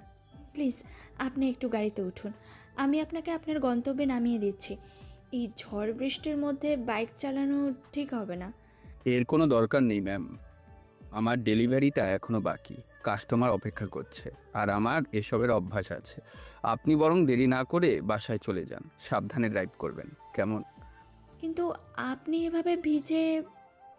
আমি ঠিক আছি ম্যাম, আপনি নিজের খেয়াল রাখুন। আর হ্যাঁ, এরপর থেকে বাসা থেকে বের হওয়ার আগে ফোনের চার্জ আর গাড়ির কন্ডিশন একবার চেক করে নেবেন। সব সময় কিন্তু আমাকে আশেপাশে পাবেন না। ভাগ্য ভালো, আজ আমি এদিক দিয়ে আসছিলাম তাই আমাকে পেয়ে গেলেন, তাই আমি আপনার গাড়িটা দেখে দিতে পারলাম, না হলে তো সমস্যাই হতো। যাই হোক। আয়ানের শেষ কথাটায় একটা আবছা অধিকারের সুর ছিল, যা যারার বুকে অন্যরকম এক অনুভূতির জন্ম দিল। সে কিছু বলার আগেই আয়ান তার বাইকের দিকে এগিয়ে গেল। যারা গাড়ির জানালা দিয়ে মুখ বের করে কিছুটা উঁচু গলায় বলে, আয়ান, 1 মিনিট দাঁড়ান। আয়ান বাইকে স্টার্ট দিতে গিয়েও থেমে গেল। সে ঘুরে যারার দিকে তাকালো। আমার একটা প্রশ্ন ছিল, আপনি আপনি ফুড ডেলিভারির কাজ কেন করেন? মানে অফিসে তো আপনি একজন মার্কেটিং এক্সিকিউটিভ, তারপর আবার। প্রশ্নটা শুনে আয়নের মুখে সেই পরিচিত রহস্যময় হাসিটা খেলে গেল। সে জানতো এই প্রশ্নটা আজ হোক বা কাল আসবেই। কারণটা খুব সাধারণ ম্যাম, আমাদের মতো মধ্যবিত্ত পরিবারের ছেলেদের জন্য ঢাকা শহরে টিকে থাকাটা সহজ নয়। বাবা মা গ্রামে থাকেন, তাদের জন্য কিছু পাঠাতে হয়। অফিসের মাইনে দিয়ে বাসা ভাড়া, খাওয়া দাওয়া আর নিজের খরচ চালিয়ে মাস শেষে হাতে কিছুই থাকে না। তাই রাতের বেলায় বাড়িতে কিছু আয়ের জন্য এই কাজটা করি। এতে লজ্জার তো কিছুই নেই, তাই না? আয়নের সরল এবং সৎ উত্তরটা যারার মনে আরো গভীরভাবে গিয়ে আঘাত করলো। সে ছেলেটার আত্মসম্মান বোধ দেখে মুগ্ধ হলো। তার নিজের বিলাসবহুল জীবনের কথা ভেবে এক মুহূর্তের জন্য লজ্জা লাগলো। না না, লজ্জার কেন হবে? আমি দুঃখিত যদি আমার প্রশ্নে আপনি কিছু মনে করে থাকেন। আমি আসলে, আচ্ছা, গত পরশু রাতে আমার বাসায় যে খাবার ডেলিভারি দিতে এসেছিল, সেও কি আপনিই ছিলেন? আপনার বাসায় গত পরশু? ও হ্যাঁ হ্যাঁ, গুলশান 2-এ সেই অ্যাপার্টমেন্ট, তাই না, যেখানে সিকিউরিটি গার্ড ঢুকতে দেয় না? আরে ওটা তো আমিই ছিলাম। তখন তো মাথায় হেলমেট ছিল, মুখে মাস্ক ছিল। মুখে মাস্ক কেন লাগিয়েছিলেন? কারণ যখন আপনার অর্ডার পাই তখন ভাবলাম যে আপনি এভাবে আমাকে দেখলে কি না কি ভাববেন, তাই নিজেকেই লুকিয়ে রাখছিলাম। ও, আয়ান এমনভাবে কথাটা বলল যেন এটা একটা সাধারণ কাকতালীয় ঘটনা, কিন্তু তার চোখের তারায় যে দুষ্টুমির ঝিলিক তা যারার চোখ এড়ালো না। যারার মনে হলো ছেলেটা কিছু একটা লুকাচ্ছে, কিন্তু সে এই মুহূর্তে আর কিছু জিজ্ঞেস করাটা ঠিক মনে করলো না। হতে পারে। আচ্ছা, আপনি এখন যান, আপনার ডেলিভারিতে দেরি হয়ে যাচ্ছে। আর আজকে সাহায্যের জন্য আবারও ধন্যবাদ। Welcome ma'am. আর হ্যাঁ, আমার দর্জির আইডিয়াটা কিন্তু এখনও আপনার অ্যাপ্রুভালের অপেক্ষায় আছে, ওটা নিয়ে একটু ভাববেন। আল্লাহ হাফেজ। আয়ান আর উত্তরের অপেক্ষা না করে তার বাইক নিয়ে বৃষ্টির ধারার সাথে মিশে গেল। যারা তার যাওয়ার পথের থেকে অপলক তাকিয়ে রইল, যতক্ষণ না বাইকের লাল আলোটা অন্ধকারে মিলিয়ে যায়। সে আবার নিজের সিটে সোজা হয়ে বসলো। গাড়ির ইঞ্জিন আর বৃষ্টির শব্দের মাঝেও তার কানে তখনও শুধু আয়ানের কণ্ঠস্বরটাই বাজছিল। ছেলেটার সম্পর্কে তার কৌতূহল যেন আজ শতগুণ বেড়ে গেল। সে একই সাথে অফিসের একজন বুদ্ধিদীপ্ত প্রতিদ্বন্দ্বী, আবার রাতের বেলা একজন পরিশ্রমী ডেলিভারি বয় এবং বিপদের মুহূর্তে একজন নির্ভরযোগ্য ত্রাণকর্তা। আয়ান চৌধুরীর নামের এই মানুষটা যেন এক চলমান রহস্য, আর এই রহস্যের জালে সে যে ধীরে ধীরে জড়িয়ে পড়ছে তা যারা নিজেও বুঝতে পারছিল না। তার মুখে এখন আর কোনো ভয় বা বিরক্তি নেই, আছে শুধু একরাশ মুগ্ধতা আর প্রশান্তির ছায়া। আগের রাতে ঝড় বৃষ্টির পর আজ সকালটা বেশ রোদ ঝলমলে, কিন্তু জারা আহমেদের অফিসের কেবিনে যেন এখনো মেঘ জমে আছে। সে কাজে মনোযোগ দেওয়ার অনেক চেষ্টা করছে, কিন্তু বারবার তার চোখের সামনে ভেসে উঠছে গত রাতের দৃশ্য। বৃষ্টিতে ভেজা আয়নের সেই শান্ত আত্মবিশ্বাসী মুখ। হঠাৎ ইন্টারকম বাজার শব্দ হয়। যারা রিসিভ তুলে বলে, ইয়েস করিম ভাই। ম্যাডাম, আয়ান স্যার কি আপনার কেবিনে আসতে পারে? উনার কি যেন একটা ফাইল দেখানোর ছিল। তাকে আসতে বলুন। কয়েক মুহূর্ত পরেই দরজায় মৃদু টোকা দিয়ে আয়ান ভেতরে প্রবেশ করে। তার পরনে অফিসের ফলমার শার্ট, চুলগুলো পরিপাটি করে আঁচড়ানো। গত রাতে সেই ডেলিভারি বয়ের সাথে আয়ানের কোনো মিল নেই। আসসালামু আলাইকুম ম্যাম, আসতে পারি? ওয়ালাইকুম আসসালাম, আসুন। কি ফাইল দেখানোর ছিল? ম্যাম, এই যে এই ফাইলটা, এটা আমাদের দর্জি কোম্পানির এই ফাইলের বাজেট আর টাইমলাইন। আপনি একবার চেক করে অ্যাপ্রুভ দিলে আমি কাজ শুরু করতে পারতাম। যারা ফাইলটা হাতে নিয়ে না খুলেই পাশে রেখে দেয়। ওটা আমি পরে দেখছি, আপনি আগে বসুন। হ্যাঁ ঠিক আছে ম্যাম। আয়ান সামনের চেয়ারে বসতেই যারা কিছুক্ষণ চুপ করে তার দিকে তাকিয়ে থাকে। তার মনের ভেতরে একটা দ্বিধা কাজ করছে। কিভাবে কথাটা শুরু করবে সে বুঝতে পারছে না। আপনার শরীর ঠিক আছে? কাল রাতে তো বৃষ্টিতে অনেক ভিজেছিলেন, ঠান্ডা লাগেনি তো? আমি ঠিক আছি ম্যাম, সামান্য বৃষ্টিতে আমার কিচ্ছু হয় না। ছোটবেলা থেকেই বৃষ্টিতে ভেজার অভ্যাস আছে। আপনি বরং নিজে কথা বলুন। রাতে ঠিক মতন বাসায় পৌঁছতে পারছিলেন তো? গাড়ির আর কোনো সমস্যা করেনি তো? না, আর কোনো সমস্যা হয়নি। দেখুন, আমি আসলে আপনাকে ধন্যবাদ জানানোর জন্য ডেকেছি। কাল রাতে আপনি যা করেছেন আমি জানি না কিভাবে আপনাকে ধন্যবাদ জানাবো। আপনি না থাকলে হয়তো আমাকে সারা রাত ওই ফ্লাইওভারেই বসে থাকতে হতো। ম্যাম, একটা বিপদে পড়া মানুষকে সাহায্য করা তো যে কোনো মানুষেরই দায়িত্ব। এর জন্য ধন্যবাদ দেওয়ার কিছুই নেই। আপনি আমার জায়গায় থাকলে হয়তো এই কাজটাই করতেন। হয়তো করতাম, অথবা হয়তো করতাম না। আমি আজকাল মানুষকে এতটা বিশ্বাস করতে পারি না আয়ান। যাই হোক, আমি শুধু কথায় ধন্যবাদ জানিয়ে দায়িত্ব শেষ করতে চাই না। আপনি কি আজ বিকেলে আমার সাথে এক কাপ কফি খেতে পারবেন অফিসের বাইরে, just to say thank you properly? অবশ্যই ম্যাম, এটা তো আমার জন্য সৌভাগ্যের ব্যাপার হবে। তাহলে ঠিক আছে, বিকেল 5টায় অফিসের নিচের নর্থ অ্যান্ড কফি শপে। ঠিক আছে, আপনি এখন আসুন, আমি ফাইলটা দেখে আপনাকে জানাচ্ছি। Okay ma'am. আয়ান কেবিন থেকে বেরিয়ে যেতেই যারা চেয়ারে হেলান দিয়ে চোখ বন্ধ করে। সে নিজেই অবাক, কেন আমি আয়ানকে কফির জন্য ডাকলাম? কিন্তু তার মন বলছিল এই ছেলেটাকে আমার আরও একটু জানা দরকার। কিন্তু কেন জানবো? আমি কেন জানতে চাইছি ওর ব্যাপারে? বিকেল 5টা। সেই নর্থ অ্যান্ড কফি শপের কাছের দেওয়ালের পাশে একটি টেবিলের মুখোমুখি বসে আছে আয়ান আর যারা। কফি শপের হালকা কোলাহল, কফি বানানোর মেশিনের শব্দ আর মৃদু জ্যাজ মিউজিক মিলে একটা সুন্দর পরিবেশ তৈরি হয়েছে। যারা কফির কাপে চুমুক দিয়ে বলে, সো মিস্টার আয়ান চৌধুরী, অফিসের বাইরে আপনাকে তো বেশ অন্যরকম লাগছে। কোনো ভয় ডর নেই, বেশ রিল্যাক্সড। ভয় তো পাওয়ারই কথা ম্যাম। বসের সাথে কফি খাচ্ছি, যদি ভুল করে কফিটা আপনার সাথে পড়ে যায় তাহলে তো কাল থেকে হয়তো অফিসেই ঢুকতে পারবো না। প্লিজ আয়ান, অফিসের বাইরে অন্তত আমাকে ম্যাম বলবেন না। আমার নাম জারা, আর আমি এতটা ভয়ঙ্কর নই যতটা আপনি ভাবছেন। আপনি ভয়ঙ্কর নন সারা, আপনি একজন প্রফেশনালিস্ট। আর প্রফেশনালিস্টদের সবাই একটু ভয়ই পায়, কারণ তাদের মাপকাঠিতে নিজেকে মাপাটা খুব কঠিন। যারা একটা দীর্ঘশ্বাস ফেলে কফির কাপের দিকে তাকিয়ে বলে, পারফেকশনিস্ট, হ্যাঁ হয়তো আমি তাই, কিন্তু এই পারফেকশনের পেছনেও একটা গল্প আছে। জানেন, আমি সবসময় এমন ছিলাম না। যারা হঠাৎ করে চুপ হয়ে যায়, তার চোখ দুটো যেন অতীতের কোনো গভীর দুঃখে হারিয়ে গেছে। আয়ন কোনো কথা না বলে চুপচাপ তার দিকে তাকিয়ে থাকে। তাকে তার নিজের মতো করে গুছিয়ে নেওয়ার সময় দেয়। যারা অনেকক্ষণ পর নিচু গলায় বলে, আমার বাবা একজন সরকারি কর্মকর্তা ছিলেন, সৎ আদর্শবান একজন মানুষ।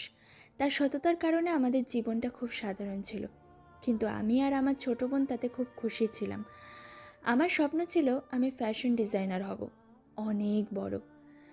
তারপর তারপর আমার যখন 18 বছর বয়স, তখন আমার বাবা হঠাৎ স্ট্রোক করে মারা যান। আমাদের মাথায় যেন আকাশ ভেঙে পড়েছিল। বাবার কোনো জমানো টাকা ছিল না। আত্মীয় স্বজন যারা আগে আমাদের বাসায় নিয়মিত আসতো, তারা সবাই মুখ ফিরিয়ে নিল। আমরা লিটারালমেন্ট পথে বসে গিয়েছিলাম। যারার গলাটা ধরে আসছে, সে নিজেকে সামলানোর চেষ্টা করছে। আয়ান তার কষ্টটা অনুভব করতে পারছে, কিন্তু সে কোনো সান্ত্বনার বাক্য বলছে না। সে জানে এই মুহূর্তে যারার একজন মনোযোগী শ্রোতা দরকার। তখন আমি বুঝতে পারলাম এই পৃথিবীতে আবেগ বা আদর্শের কোনো দাম নেই। দাম আছে শুধু টাকার আর ক্ষমতার। যে মানুষগুলো আমার বাবাকে তার সততার জন্য প্রশংসা করত, তারাই বাবার মৃত্যুর পর বলতো, লোকটা সারা জীবন সৎ থেকে কি করলো, ছেলে মেয়েদের জন্য তো কিছুই রেখে যেতে পারলো না। সেদিন আমি সিদ্ধান্ত নিয়েছিলাম, আমি আর কোনোদিন কারো উপর নির্ভর করব না। আমি এত টাকা কামাবো, এত ক্ষমতা অর্জন করব, যেন কেউ আমাকে বা আমার পরিবারকে অবহেলা না করতে পারে। আপনার ফ্যাশন ডিজাইন হওয়ার স্বপ্নটা? স্বপ্ন? স্বপ্ন তো মধ্যবিত্তদের জন্য বিলাসিতা আয়ান। আমি আমার আর্টসের খাতাগুলো পুড়িয়ে ফেলেছিলাম, তারপর কমার্সে ভর্তি হয়েছিলাম। দিন রাত পড়াশোনা করে, টিউশনি করে নিজের আর বোনের পড়ার খরচ চালিয়েছি। আমি জানি একটা মেয়ের একা একা এই শহরে টিকে থাকার লড়াইটা কতটা কঠিন। সবাই সুযোগের অপেক্ষায় থাকে, সবাই তোমাকে তোমার দুর্বলতার জন্য বিচার করে। তাই আমি আমার চারপাশে একটা দেওয়াল তুলে নিয়েছি, একটা কঠোর অহংকারী মেয়ের দেওয়াল, যেন কেউ আমার ভেতরটা দেখতে না পায়, আমার দুর্বলতার সুযোগ নিতে না পারে। কথাগুলো বলতে বলতে যারার চোখ দিয়ে পানি গড়িয়ে পড়ে। সে তাড়াতাড়ি টিস্যু দিয়ে চোখটা মুছে নেয়। এই প্রথমবার আয়ান দেখল বরফের রানীর চোখের জল। দেওয়ালটা তো আপনাকে বাইরের আঘাত থেকে বাঁচিয়েছে যারা, কিন্তু সেই দেওয়ালের ভেতরে আপনি নিজেই তো বন্দী হয়ে গেছেন, তাই না? আয়নের এই একটা বাক্য যেন যারার হৃদয়ের সবচেয়ে নরম জায়গায় গিয়ে আঘাত করে। সে আয়নের দিকে তাকায়। আয়নের চোখে কোনো করুণা নেই, আছে গভীর বোঝাপড়া আর সহানুভূতি। আমি আমি জানি না, আমি সত্যি জানি না আয়ান। আমি শুধু দৌড়াচ্ছি। কিসের পেছনে দৌড়াচ্ছি, কেন দৌড়াচ্ছি, তাও হয়তো ভুলে গেছি। আমি শুধু জানি আমাকে জিততে হবে, হারলে চলবে না। আয়ান টেবিলের ওপর রাখা যারার হাতের ওপর আলতো করে নিজের হাতটা রেখে বলে, মাঝে মাঝে দৌড় থামিয়ে একটু বিশ্রাম নিতে হয় যারা, মাঝে মাঝে হেরে যাওয়ার মধ্যে আনন্দ খুঁজে নিতে হয়। আপনি একা নন, আপনি যে লড়াইটা একা লড়েছেন সেটাতে যদি একজন বন্ধুকে সঙ্গী হিসেবে চান তাহলে আমি আপনার পাশে থাকতে চাই। আয়নের স্পর্শে যারা কেঁপে ওঠে। প্রথম কোনো পুরুষের স্পর্শে সে অস্বস্তি নয়, বরং এক ধরনের নির্ভরতা অনুভব করে। সে আয়নের হাতটা সরিয়ে দেয় না, সে চোখের পানি মুছে হালকা হেসে, আপনি তো দেখছি শুধু ভালো মার্কেটিং আইডিয়াই দেন না, ভালো মোটিভেশনাল স্পিচও দেন। আপনার কি সাইডে সাইকোলজিস্ট হিসেবে প্র্যাকটিস করার কোনো প্ল্যান আছে? আপাতত মার্কেটিং আর ফুড ডেলিভারি করেই খুল পাচ্ছি না, তবে আপনার মতন একজন স্পেশাল ক্লায়েন্টের জন্য আমি সবসময় ফ্রি সাজেশন দিতে রাজি আছি। আয়নের রসিকতায় পরিবেশটা আবার হালকা হয়ে যায়। যারা অনেকদিন পর মন খুলে হাসে। তার হাসিটা এতটাই সুন্দর যে আয়ন মুগ্ধ হয়ে তাকিয়ে থাকে। তাদের মধ্যেকার সমস্ত জড়তা দূরত্ব যেন এই হাসিতেই মুছে যায়। তারা এরপর আরও অনেকক্ষণ ধরে কথা বলে, একেবারে সাধারণ অপ্রাসঙ্গিক সব বিষয় নিয়ে। কিন্তু এই সাধারণ কথার মাধ্যমেই তাদের মধ্যে একটা অসাধারণ সংযোগ তৈরি হয়ে যায়। যারা ঘড়ির দিকে তাকিয়ে বলে, ও মাই গড, প্রায় 7টা বাজে। কখন যে এত সময় চলে গেল টেরই পেলাম না। আমাকে এখন উঠতে হবে। অবশ্যই, চলুন আমি আপনাকে এগিয়ে দিচ্ছি। কফি শপ থেকে বেরিয়ে তারা হাঁটতে শুরু করে। অফিসের বস আর কর্মচারীর সম্পর্কটা কখন যে বন্ধুত্বের রূপ নিয়েছে তা তারা নিজেরাও হয়তো জানে না। এই সুন্দর সন্ধ্যা তাদের দুজনের মনেই একটা গভীর ছাপ ফেলে যায়। সেই কফি শপের বিকালটার পর কেটে গেছে প্রায় 3 সপ্তাহ। সময়টা খুব বেশি না হলেও আয়ান আর যারা সম্পর্কের রসায়নটা বদলে গেছে পুরোপুরি। অফিসের ভেতরে তারা এখনো বস এবং কর্মচারী, কিন্তু সেই কঠোরতার দেওয়ালটা এখন আর নেই। বরং তার জায়গায় তৈরি হয়েছে খুনসুটি, একে অপরের দিকে আর চোখে তাকানো আর কাজের ফাঁকে টুকরো টুকরো হাসির বিনিময়। একদিন আয়ান আর যারার কেবিনে বসে একটা কোম্পানির ডিজাইন দেখছে। ডিজাইনটা তো ভালোই হয়েছে, কিন্তু এই যে মডেলের ছবিটা দিয়েছেন এর হাসিটা কেমন যেন প্লাস্টিকের মতো লাগছে। মনে হচ্ছে জোর করে হাসছে। আচ্ছা, আপনার হাসি তো বেশ সুন্দর, আপনি একবার হেসে দেখান তো। আমি ডিজাইনারকে বোঝাতে পারবো কেমন হাসি চাই। আমি? ম্যাম, আমি তো মডেল নই। আর তাছাড়া অফিসের মধ্যে আমি কিভাবে কেন? অফিসের মধ্যে হাসতে মানে নাকি? নাকি হাসার জন্য আপনাকে আলাদা করে বিল দিতে হবে? কাম অন আয়ান, একটা হাসিই তো। নাকি আপনার হাসির কপিরাইট কিনে রেখেছে অন্য কেউ? ঠিক আছে, হার মানলাম। একটা সুন্দর প্রাণখোলা হাসি দিয়ে বলে। এবার ঠিক আছে বস। যারা আয়নের হাসির দিকে এক দৃষ্টিতে তাকিয়ে থাকে, অজান্তেই নিজেও হেসে ফেলে। পারফেক্ট। এই হাসিটাই একটা সততা আছে। ডিজাইনারকে বলবো ঠিক এমন একটা হাসিই চাই আমাদের। আচ্ছা ঠিক আছে, আপনি এখন আসুন। শুধু অফিসেই নয়, তাদের সম্পর্কটা অফিসের বাইরেও ডালপালা মেলছে। কখনো কাজের অজুহাতে একসাথে লাঞ্চ করা, আবার কখনো আয়নের ফুড ডেলিভারির পথে আকস্মিকভাবে যারার সাথে দেখা হয়ে যাওয়া। আর যারা যখন খাবার অর্ডার করে তখন কিভাবে যেন আয়নই সেই অর্ডার ডেলিভারি করতে চায়, আর সেখানেও তারা বসে আড্ডা দেয়। এগুলো যেন তার দৈনন্দিন রুটিনের অংশ হয়ে গেছে।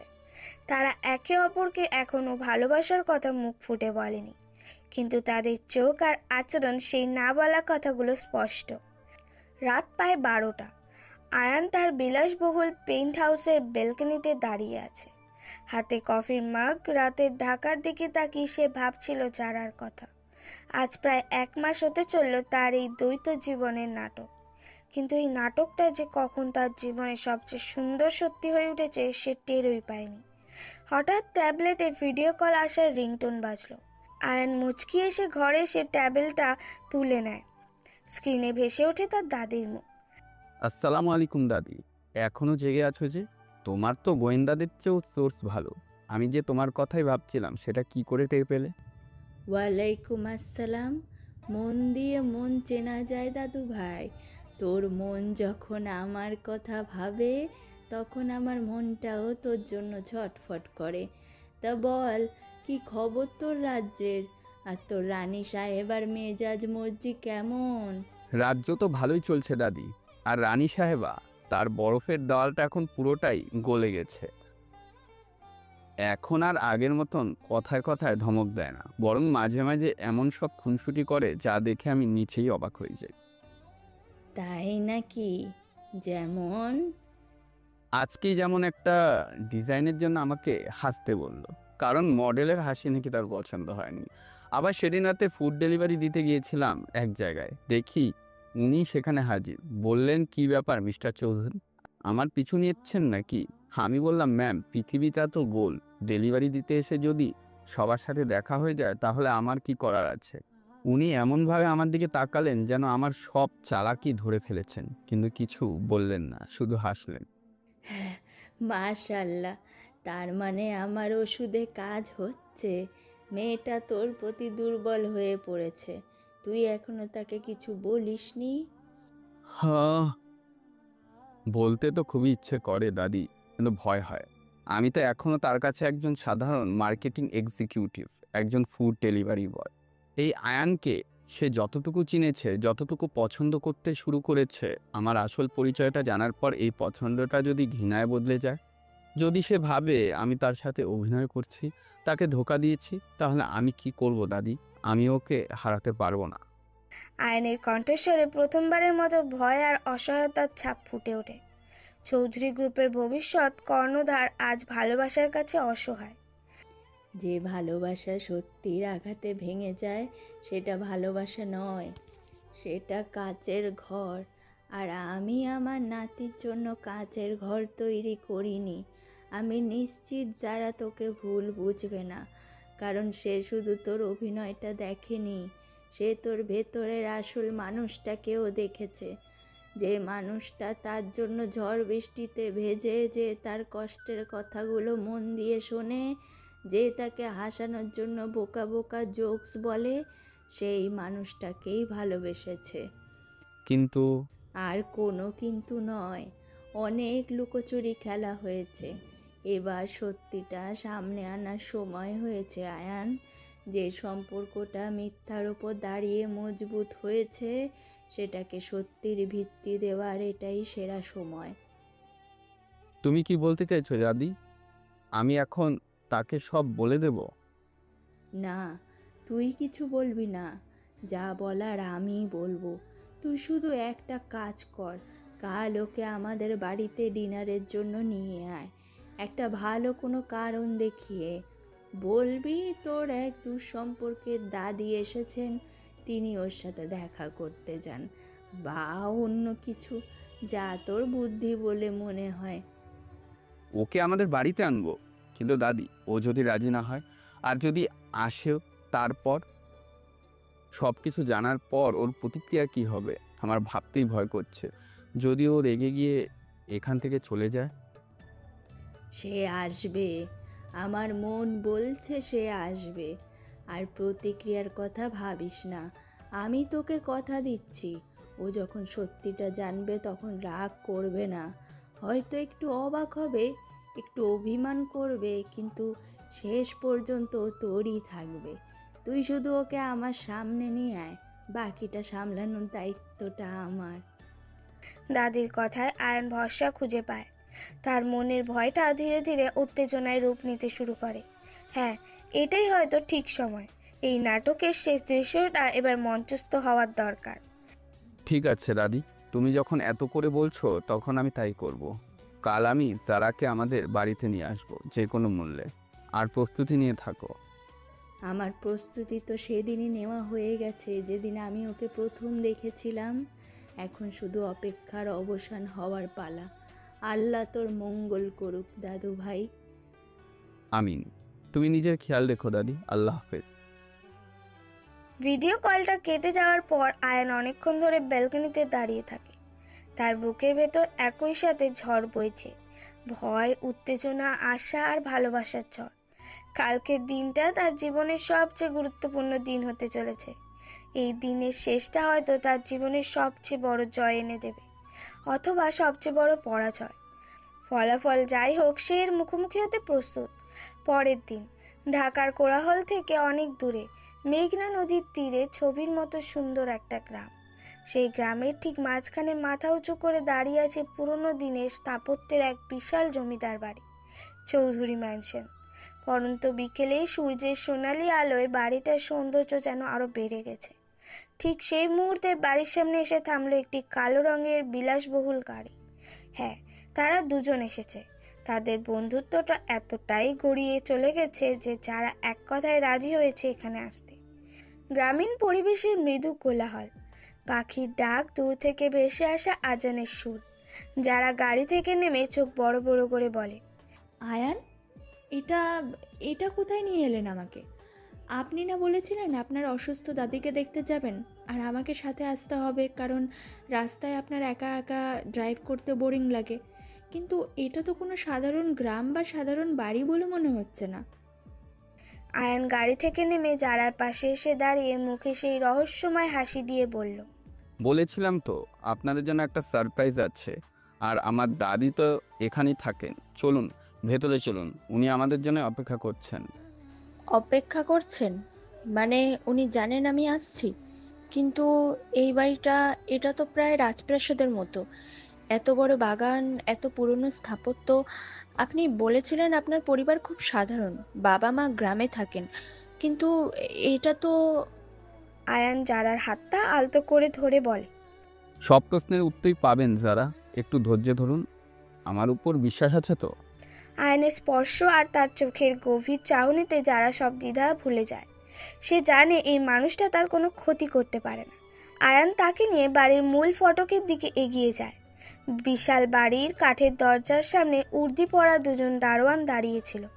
আয়ানকে দেখা মাত্র তারা মাথা ঝুঁকিয়ে সালাম দিল। আসসালামু আলাইকুম ছোট সাহেব, আম্মা আপনার জন্য অপেক্ষা করছেন। ওয়ালাইকুম আসসালাম চাচা, সব ঠিক আছে তো? আলহামদুলিল্লাহ, সব ঠিক আছে সাহেব। ছোট সাহেব, এই সম্বোধনটা যারার কানে এসে লাগলো। তার বুকের ভেতরটা কেমন যেন করে উঠল। আয়ানের আসল পরিচয় নিয়ে তার মনে যে সন্দেহটা দানা বাঁধছিল সেটা যেন আরো ঘনীভূত হলো। যারা ভেতরে ঢুকতে ঢুকতে ফিসফিস করে বলে, ছোট সাহেব? তারা আপনাকে ছোট সাহেব বলে ডাকলো কেন আয়ান? কি হচ্ছে এসব? আপনি কি কিছু লুকাচ্ছেন আমার কাছে? বলছিলাম তো, আজ সব লুকোচুরি শেষ দিন। আর মাত্র কয়েক মুহূর্ত, তারপর পরিষ্কার হয়ে যাবে। ভয় পাচ্ছেন? ভয় নয়, অবাক হচ্ছি। আপনার সম্পর্কে আমি যা যা জানতাম তার সব কিছু যেন আজ মিথ্যে মনে হচ্ছে। আপনি ফুড ডেলিভারি, মধ্যবিত্ত পরিবার, সব... কোনো কিছু পুরোপুরি মিথ্যা নয় যারা, শুধু অর্ধেক সত্যি। আর অর্ধেক সত্যিটা মাঝে মাঝে মিথ্যার চেয়েও বিপজ্জনক হয়। চলুন। তারা বাড়ির ভেতরে প্রবেশ করে। ভেতরের ঐশ্বর্য দেখে যারা চোখ ধাঁধিয়ে যায়। বিশাল ঝাড়বাতি, দেওয়ালে পুরনো দিনের ওয়েল পেন্টিং, দামি কার্পেট আর অ্যান্টিক সব আসবাবপত্র, সব কিছুতেই আভিজাত্য আর ঐতিহ্যের ছাপ। বাড়ির ভেতরটা এতটাই শান্ত যে তাদের পায়ের শব্দ প্রতিধ্বনিত হচ্ছে।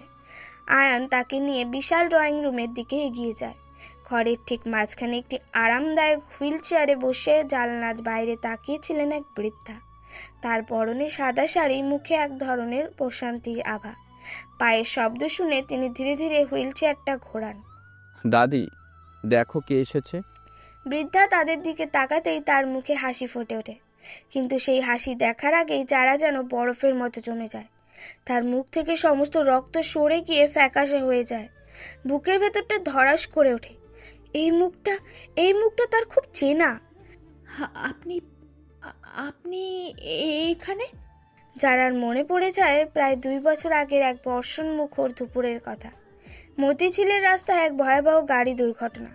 অ্যাক্সিডেন্টের পর রক্তাক্ত অবস্থায় গাড়ির ভেতরে আটকে পড়া এক বৃদ্ধা, যাকে সে নিজের জীবনের ঝুঁকি দিয়ে উদ্ধার করে হাসপাতালে নিয়ে গিয়েছিল। নিজের পরিচয়টুকুও না দিয়ে, শুধু রক্ত দিয়েই সে চুপচাপ চলে এসেছিল হাসপাতাল থেকে। এই তো সেই মুখ, সেই মায়াবী মুখ। আমি জানতাম একদিন আল্লাহ তোকে আমার সামনে ঠিক এনে দাঁড় করাবেন। কেমন আছিস রে যারা? যারা হতভম্ব হয়ে একবার আয়নের দিকে আরেকবার দাদির দিকে তাকিয়ে বলে, কিন্তু কিন্তু আপনি আয়ানের দাদি? তার মানে এই সব কিছু... যারা আর কথা শেষ করতে পারে না। তার মনে হতে থাকে সে যেন এক বিশাল ষড়যন্ত্রের জালে আটকে পড়েছে। অফিসের ইন্টারভিউ, রাতের বেলায় ফুড ডেলিভারি, বৃষ্টির রাতের সেই ঘটনা, কফি শপের সেই বিকেল, তার চোখের সামনে সবকিছু সিনেমার মতো ভাসতে থাকে। সে বুঝতে পারে এর কোনো কিছুই কাকতালীয় ছিল না, সবকিছুই ছিল সাজানো। যারা, প্লিজ শান্ত হন, বসুন, আমি আপনাকে সবকিছু বলছি। আমার গায়ে হাত দেবেন না, প্লিজ ডোন্ট টাচ মি। আমাকে শুধু একটা প্রশ্নের উত্তর দিন আয়ান, শুধু একটা। এই সব কিছু আপনার পরিকল্পনা ছিল? প্রথম দিন থেকে আজ পর্যন্ত সব কিছু? আয়ান কোনো উত্তর দিতে পারে না। তার নীরবতাই যারার প্রশ্নের উত্তর দিয়ে দেয়। যারার করা প্রশ্নটা ঘরের দেওয়ালে দেওয়ালে প্রতিধ্বনিত হচ্ছে।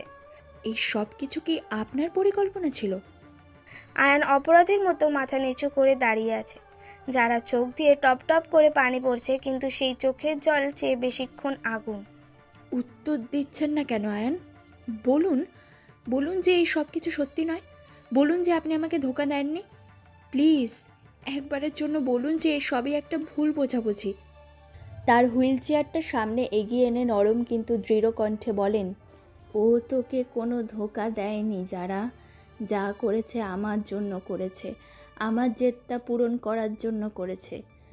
আপনার জেদ? কিসের জেদ? আমি তো কিছুই বুঝতে পারছি না। আমার সাথে কেন এমন করা হলো?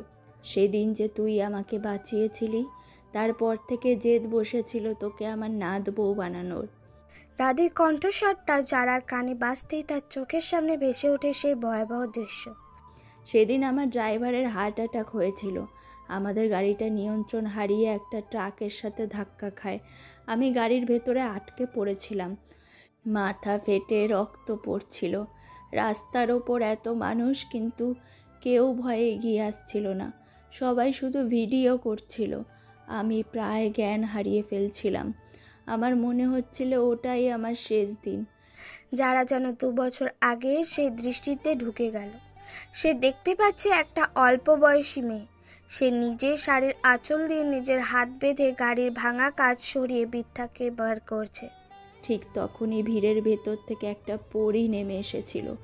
হ্যাঁ, তুই আমার কাছে পরীই ছিলি সেদিন। তুই একাই আমাকে টেনে হিচড়ে বের করে আনলি। একটা সিএনজি ডেকে আমাকে হাসপাতালে নিয়ে গেলি। আমার প্রচুর রক্তক্ষরণ হচ্ছিল। ডাক্তাররা বলল ইমিডিয়েট ও নেগেটিভ রক্ত লাগবে, না হলে বাঁচানো মুশকিল। যারার মনে পড়ে তার রক্তের গ্রুপও ও নেগেটিভ। সে এক মুহূর্ত দেরি করেনি। হাসপাতালে রক্তের অভাব ছিল, কিন্তু তুই এক মুহূর্তও ভাবিসনি। নিজের রক্ত দিয়ে তুই আমার প্রাণ বাঁচিয়েছিলি। যখন আমার জ্ঞান ফিরল তখন আমার পরিবারের অনেকেই ছিল আমার পাশে। আমি তোকে খুঁজলাম, কিন্তু হাসপাতালের নার্সরা বলল মেয়েটা নাকি কারোর জন্য অপেক্ষা না করেই চলে গেছে, শুধু একটা চিরকুট রেখে গেছে আমার জন্য। দাদি তার শাড়ির আঁচলের ভেতর থেকে ভাঁজ করা একটা পুরনো বিবর্ণ কাগজ বের করে। চিরকুটটা যারার দিকে বাড়িয়ে দিয়ে আবার বলে, এই দেখ, এই চিরকুটটা আমি গত 2 বছর ধরে আমার কাছে রেখে দিয়েছি। এখানে কি লেখা আছে তুই পড়ে শোনাতে পারবি? যারা কাঁপা কাঁপা হাতে চিরকুটটা নেয়। এটাই তারই হাতের লেখা। সে প্রায় ভুলেই গিয়েছিল এই চিরকুটের কথা। আল্লাহ আপনাকে দ্রুত সুস্থ করে দিক আন্টি। আমি শুধু আমার দায়িত্ব পালন করেছি। এর জন্য কোনো ধন্যবাদ বা প্রতিদান চাই না। ভালো থাকবেন। দায়িত্ব? আজকের এই দুনিয়ায় কজন মানুষ নিজের প্রাণের ঝুঁকি নিয়ে অন্যের জন্য দায়িত্ব পালন করে? যারা কজন নিঃস্বার্থভাবে নিজের রক্ত দিয়ে আরেকজনকে বাঁচায়? সেদিন হাসপাতালের বেডে শুয়ে আমি আল্লাহর কাছে 2 হাত তুলে দোয়া করেছিলাম। আমি বলেছিলাম, হে আল্লাহ, যে মেয়েটা আমার জীবন বাঁচালো তাকে তুমি আমার চোখের সামনে আরেকবার এনে দাও। আমি তাকে আমার নাত বউ করে ঘরে তুলতে চাই। দাদির কথাগুলো শুনে যারা স্তব্ধ হয়ে যায়। তার সমস্ত রাগ অভিমান যেন এক মুহূর্তে উবে যেতে থাকে। তার জায়গায় তৈরি হয় এক গভীর আবেগ আর বিস্ময়। তার মানে আপনি সেদিন থেকেই? হ্যাঁ যারা, সেদিন থেকেই আমি আমার আয়ানকে তোর কথা বলেছিলাম। ওর কাছে তোর কোনো ছবি ছিল না, নাম ঠিকানাও ছিল না।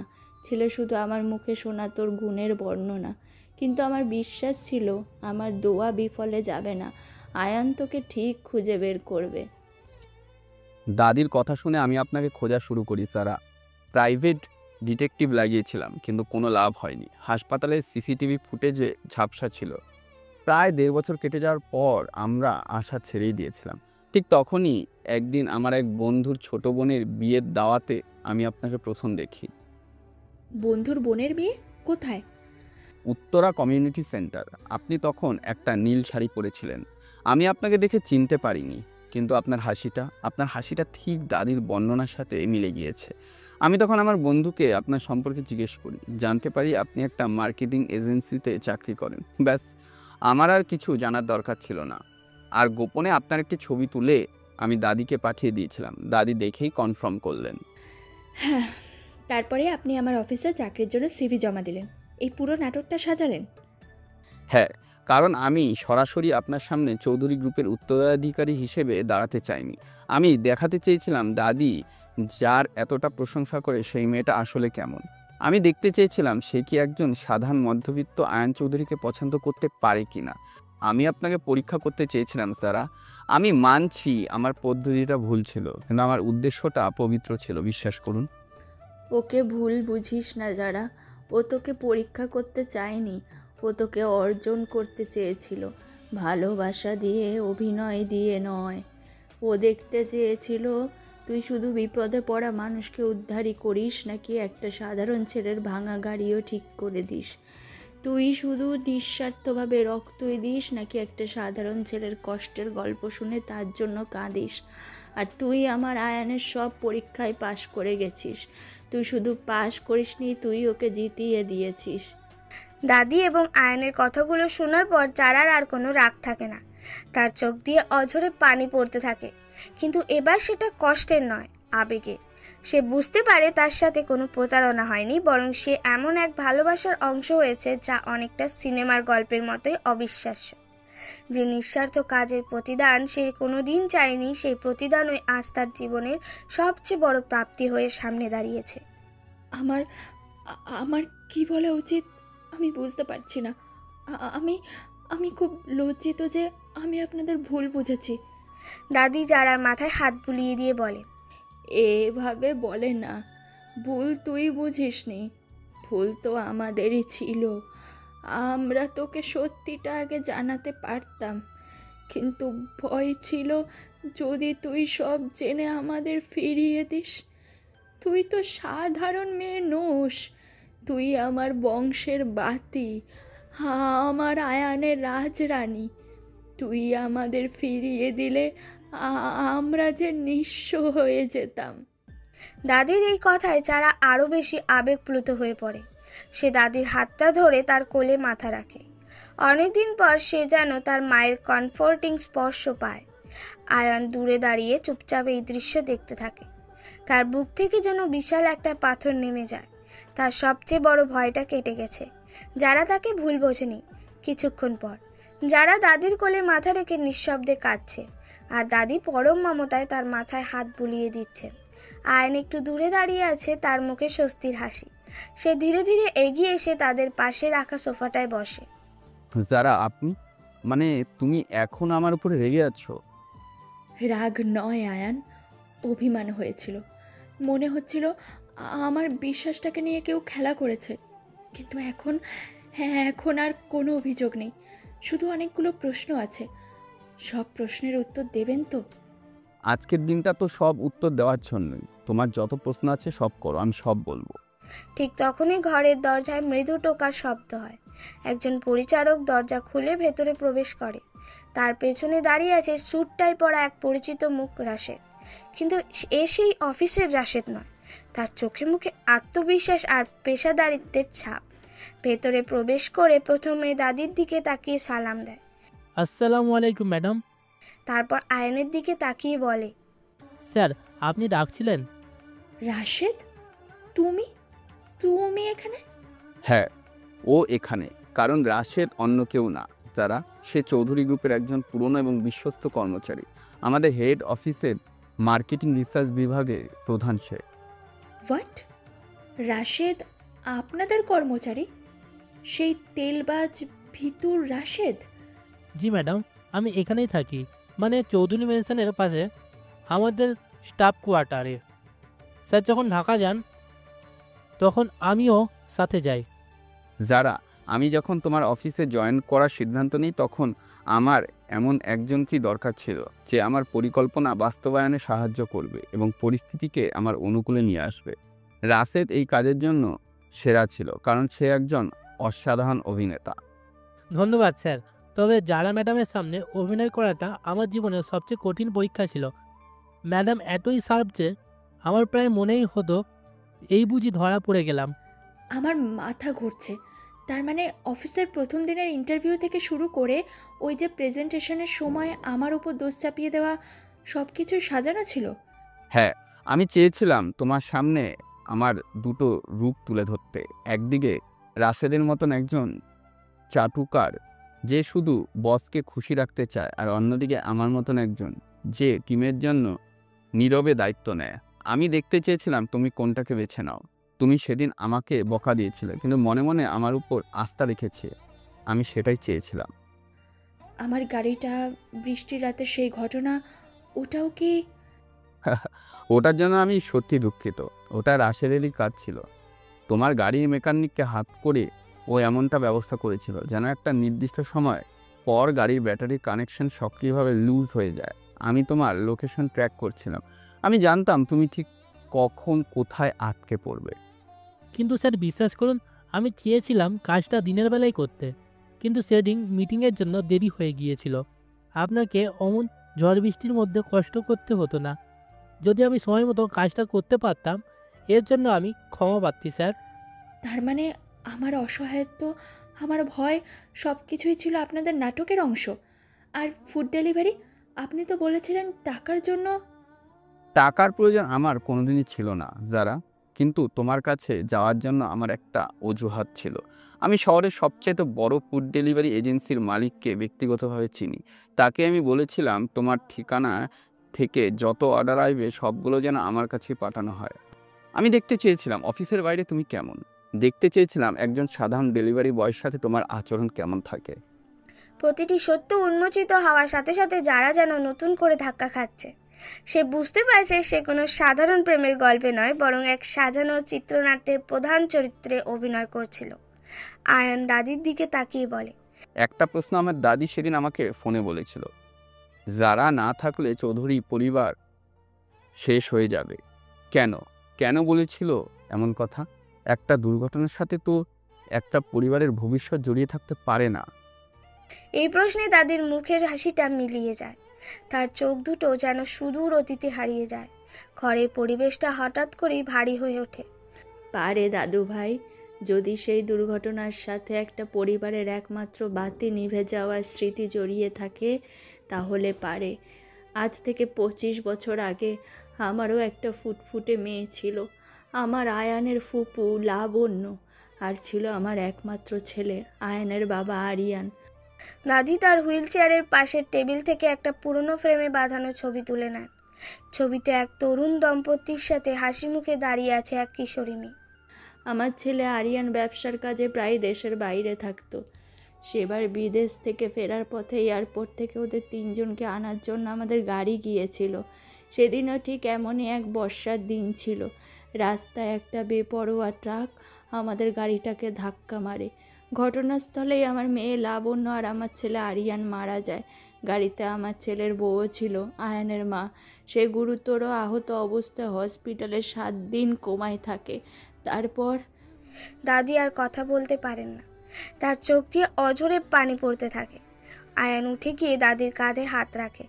তার নিজের চোখও ভেজা। যারা স্তব্ধ হয়ে এই মর্মান্তিক কাহিনী শুনছে। ওই একটা দুর্ঘটনা আমার কাছ থেকে আমার সব কেড়ে নিয়েছিল, শুধু রেখে গিয়েছিল আমার বুকের মানিক, এই আয়ানকে। সেদিন থেকেই আমার মনে একটা ভয় ঢুকে গিয়েছিল। আমার মনে হতো আমাদের পরিবারের ওপর কোনো অভিশাপ আছে। আমি আয়ানকে চোখে হারাতাম। ও সামান্য কিছু হলেই আমার মনে হতো আমি বুঝি আবার আমার সব কিছু হারাতে বসেছি। আমার এই ভয়টা একটা মানসিক রোগে পরিণত হয়েছিল। যারা ডাক্তাররা বলেছিলেন এটা পোস্ট ট্রমাটিক স্ট্রেস ডিসঅর্ডার। উনি প্রায়ই দুঃস্বপ্ন দেখতেন, একা থাকতে ভয় পেতাম। আয়ান অনেক চিকিৎসা করিয়েছে, কিন্তু কোনো লাভ হয়নি। তারপর 2 বছর আগে যখন আমার নিজের অ্যাক্সিডেন্টটা হলো আর তুই যারা আমাকে বাঁচালি, তখন কি হয়েছিল জানিস? সেদিন হাসপাতালের বেডে শুয়ে আমার 25 বছর আগে সেই ভয়টা কেটে গিয়েছিল। আমার মনে হয়েছিল আল্লাহ আমার কাছ থেকে যা কেড়ে নিয়েছিলেন তার প্রতিদান হিসেবে তোর মতো একটা মেয়েকে পাঠিয়েছেন। তোর মধ্যে আমি আমার হারানো মেয়ে লাবণ্যকে খুঁজে পেয়েছিলাম। আমার মনে হয়েছিল তুই যদি এই বাড়িতে আসিস তাহলে এই বাড়ির ওপর থেকে সব অভিশাপ কেটে যাবে। তুই হবি এই বাড়ির রক্ষা কবচ। আমি বলেছিলাম তুই না থাকলে এই চৌধুরী পরিবার আবার নিঃস্ব হয়ে যাবে। দাদির এই আবেগ ঘন স্বীকারোক্তি শোনার পর যারা আর কোনো প্রশ্ন থাকে না। সে বুঝতে পারে তার সাথে যা কিছু হয়েছে তার পেছনে কোনো ষড়যন্ত্র ছিল না। ছিল শুধু এক মায়ের ভয়, এক দাদির আকুতি আর এক প্রেমিকের ভালোবাসা। সে আয়ান আর দাদির দিকে তাকায়। দুজনের চোখেই তার জন্য সীমাহীন ভালোবাসা আর আশা। যারা চোখের পানি মুছে মৃদু হেসে বলে, তার মানে আপনাদের এই মিশন যারার মূল হোতা ছিলেন আপনি, দাদি। আর আপনার প্রধান এজেন্ট ছিল আপনার এই বদমাইশ নাতি। বলতে পারিস। আর রাশেদ ছিল এই এজেন্টের সাইড কিক। ম্যাডাম আমি দুঃখিত। আরে না না, তুমি তো তোমার দায়িত্ব পালন করেছো। আর সত্যি বলতে তোমার ওই তেলবাজি অভিনয়টা আমি কিন্তু বেশ উপভোগী করতাম। যারার এই কথায় ঘরের ভারী পরিবেশটা মুহূর্তেই হালকা হয়ে যায়। সবাই হেসে ফেলে। যারা আয়ানের দিকে তাকায়, তার চোখে এখন আর কোনো অভিযোগ নেই, আছে শুধু দুষ্টুমি আর ভালোবাসা। রাশেদ, তুমি এবার বাইরে যাও বাবা, আর বাড়ির সবাইকে বলে দাও রাতের খাবারের আয়োজন করতে। আজ আমাদের বাড়িতে উৎসব। আরও কিছুক্ষণ পর চৌধুরী ম্যানশনের ড্রয়িং রুমে তখন হাসির রোল উঠেছে। রাশেদের বিব্রত মুখ আর যারা রসিকতায় পরিবেশটাও একেবারে হালকা, কিন্তু হাসির মাঝেও যারা চুপ করে আয়নের দিকে তাকিয়ে আছে। তার দৃষ্টি গভীর, সেখানে ভাসছে হাজারো অনুভূতির মেঘ, বিস্ময়, আবেগ আর না বলা ভালোবাসা। রাশেদ মাথা নিচু করে ঘর থেকে বেরিয়ে যেতেই ঘরে নেমে আসে এক মিষ্টি নীরবতা। যারা সোফা থেকে উঠে জানালার কাছে গিয়ে দাঁড়ায়। বাইরে মেঘনার বুকে সন্ধ্যা নেমেছে। আয়ান দাদির ইশারায় যারার পেছনে গিয়ে দাঁড়ায়। এখনো কি কিছু ভাবছো যারা? ভাবছি জীবনটা কত অদ্ভুত, তাই না? আমি সারা জীবন বিশ্বাস করে এসেছি রূপকথার গল্প শুধু বইয়ের পাতাতেই থাকে, কিন্তু আজ মনে হচ্ছে আমি নিজেই কোনো এক রূপকথার গল্পের ভেতরে দাঁড়িয়ে আছি, যেখানে একজন রাজকুমার তার পরিচয় লুকিয়ে এক সাধারণ মেয়ের মন জয় করতে আসে। আমি রাজকুমার নই যারা, আমি শুধু একজন সাধারণ মানুষ যে তার দাদির স্বপ্ন পূরণ করতে চেয়েছিল। আর আমি আমার নিজের জীবনের সবচেয়ে বড় সত্যিটা খুঁজে পেয়েছি। কি সেই সত্যি? সত্যিটা হলো আমি চৌধুরী গ্রুপের উত্তরাধিকারী হলেও নিঃস্ব ছিলাম। আমার সব কিছুই ছিল, কিন্তু ছিল না আমার একটা পরিবার, ছিল না ভালোবাসার মানুষ, ছিল না। আমি তোমাকেই খুঁজে বেড়াচ্ছিলাম যারা, শুধু দাদির জন্য নয়, আমি নিজের জন্য। তোমাকে ছাড়া আমার এই রাজত্ব অর্থহীন। আয়ানের এই আবেগঘন স্বীকারোক্তি যারার হৃদয়কে স্পর্শ করে। সে এতদিন যে আয়ানকে চিনেছে, সেই বুদ্ধিদীপ্ত কর্মচারী, সেই পরিশ্রমী ডেলিভারি বয়, সেই নিঃস্বার্থ ত্রাণকর্তা, এই রাজকুমার তো সেই একই মানুষ, শুধু তার বাইরের আবরণটা আজ বদলে গেছে। যারা কিছুক্ষণ চুপ থেকে মুখে একটা কৃত্রিম গাম্ভীর্য ফুটিয়ে তুলে বলে, তার মানে আপনি স্বীকার করছেন যে আপনি আমার সাথে প্রতারণা করেছেন, আমার আবেগ, আমার বিশ্বাস সব কিছু নিয়ে খেলা করেছেন।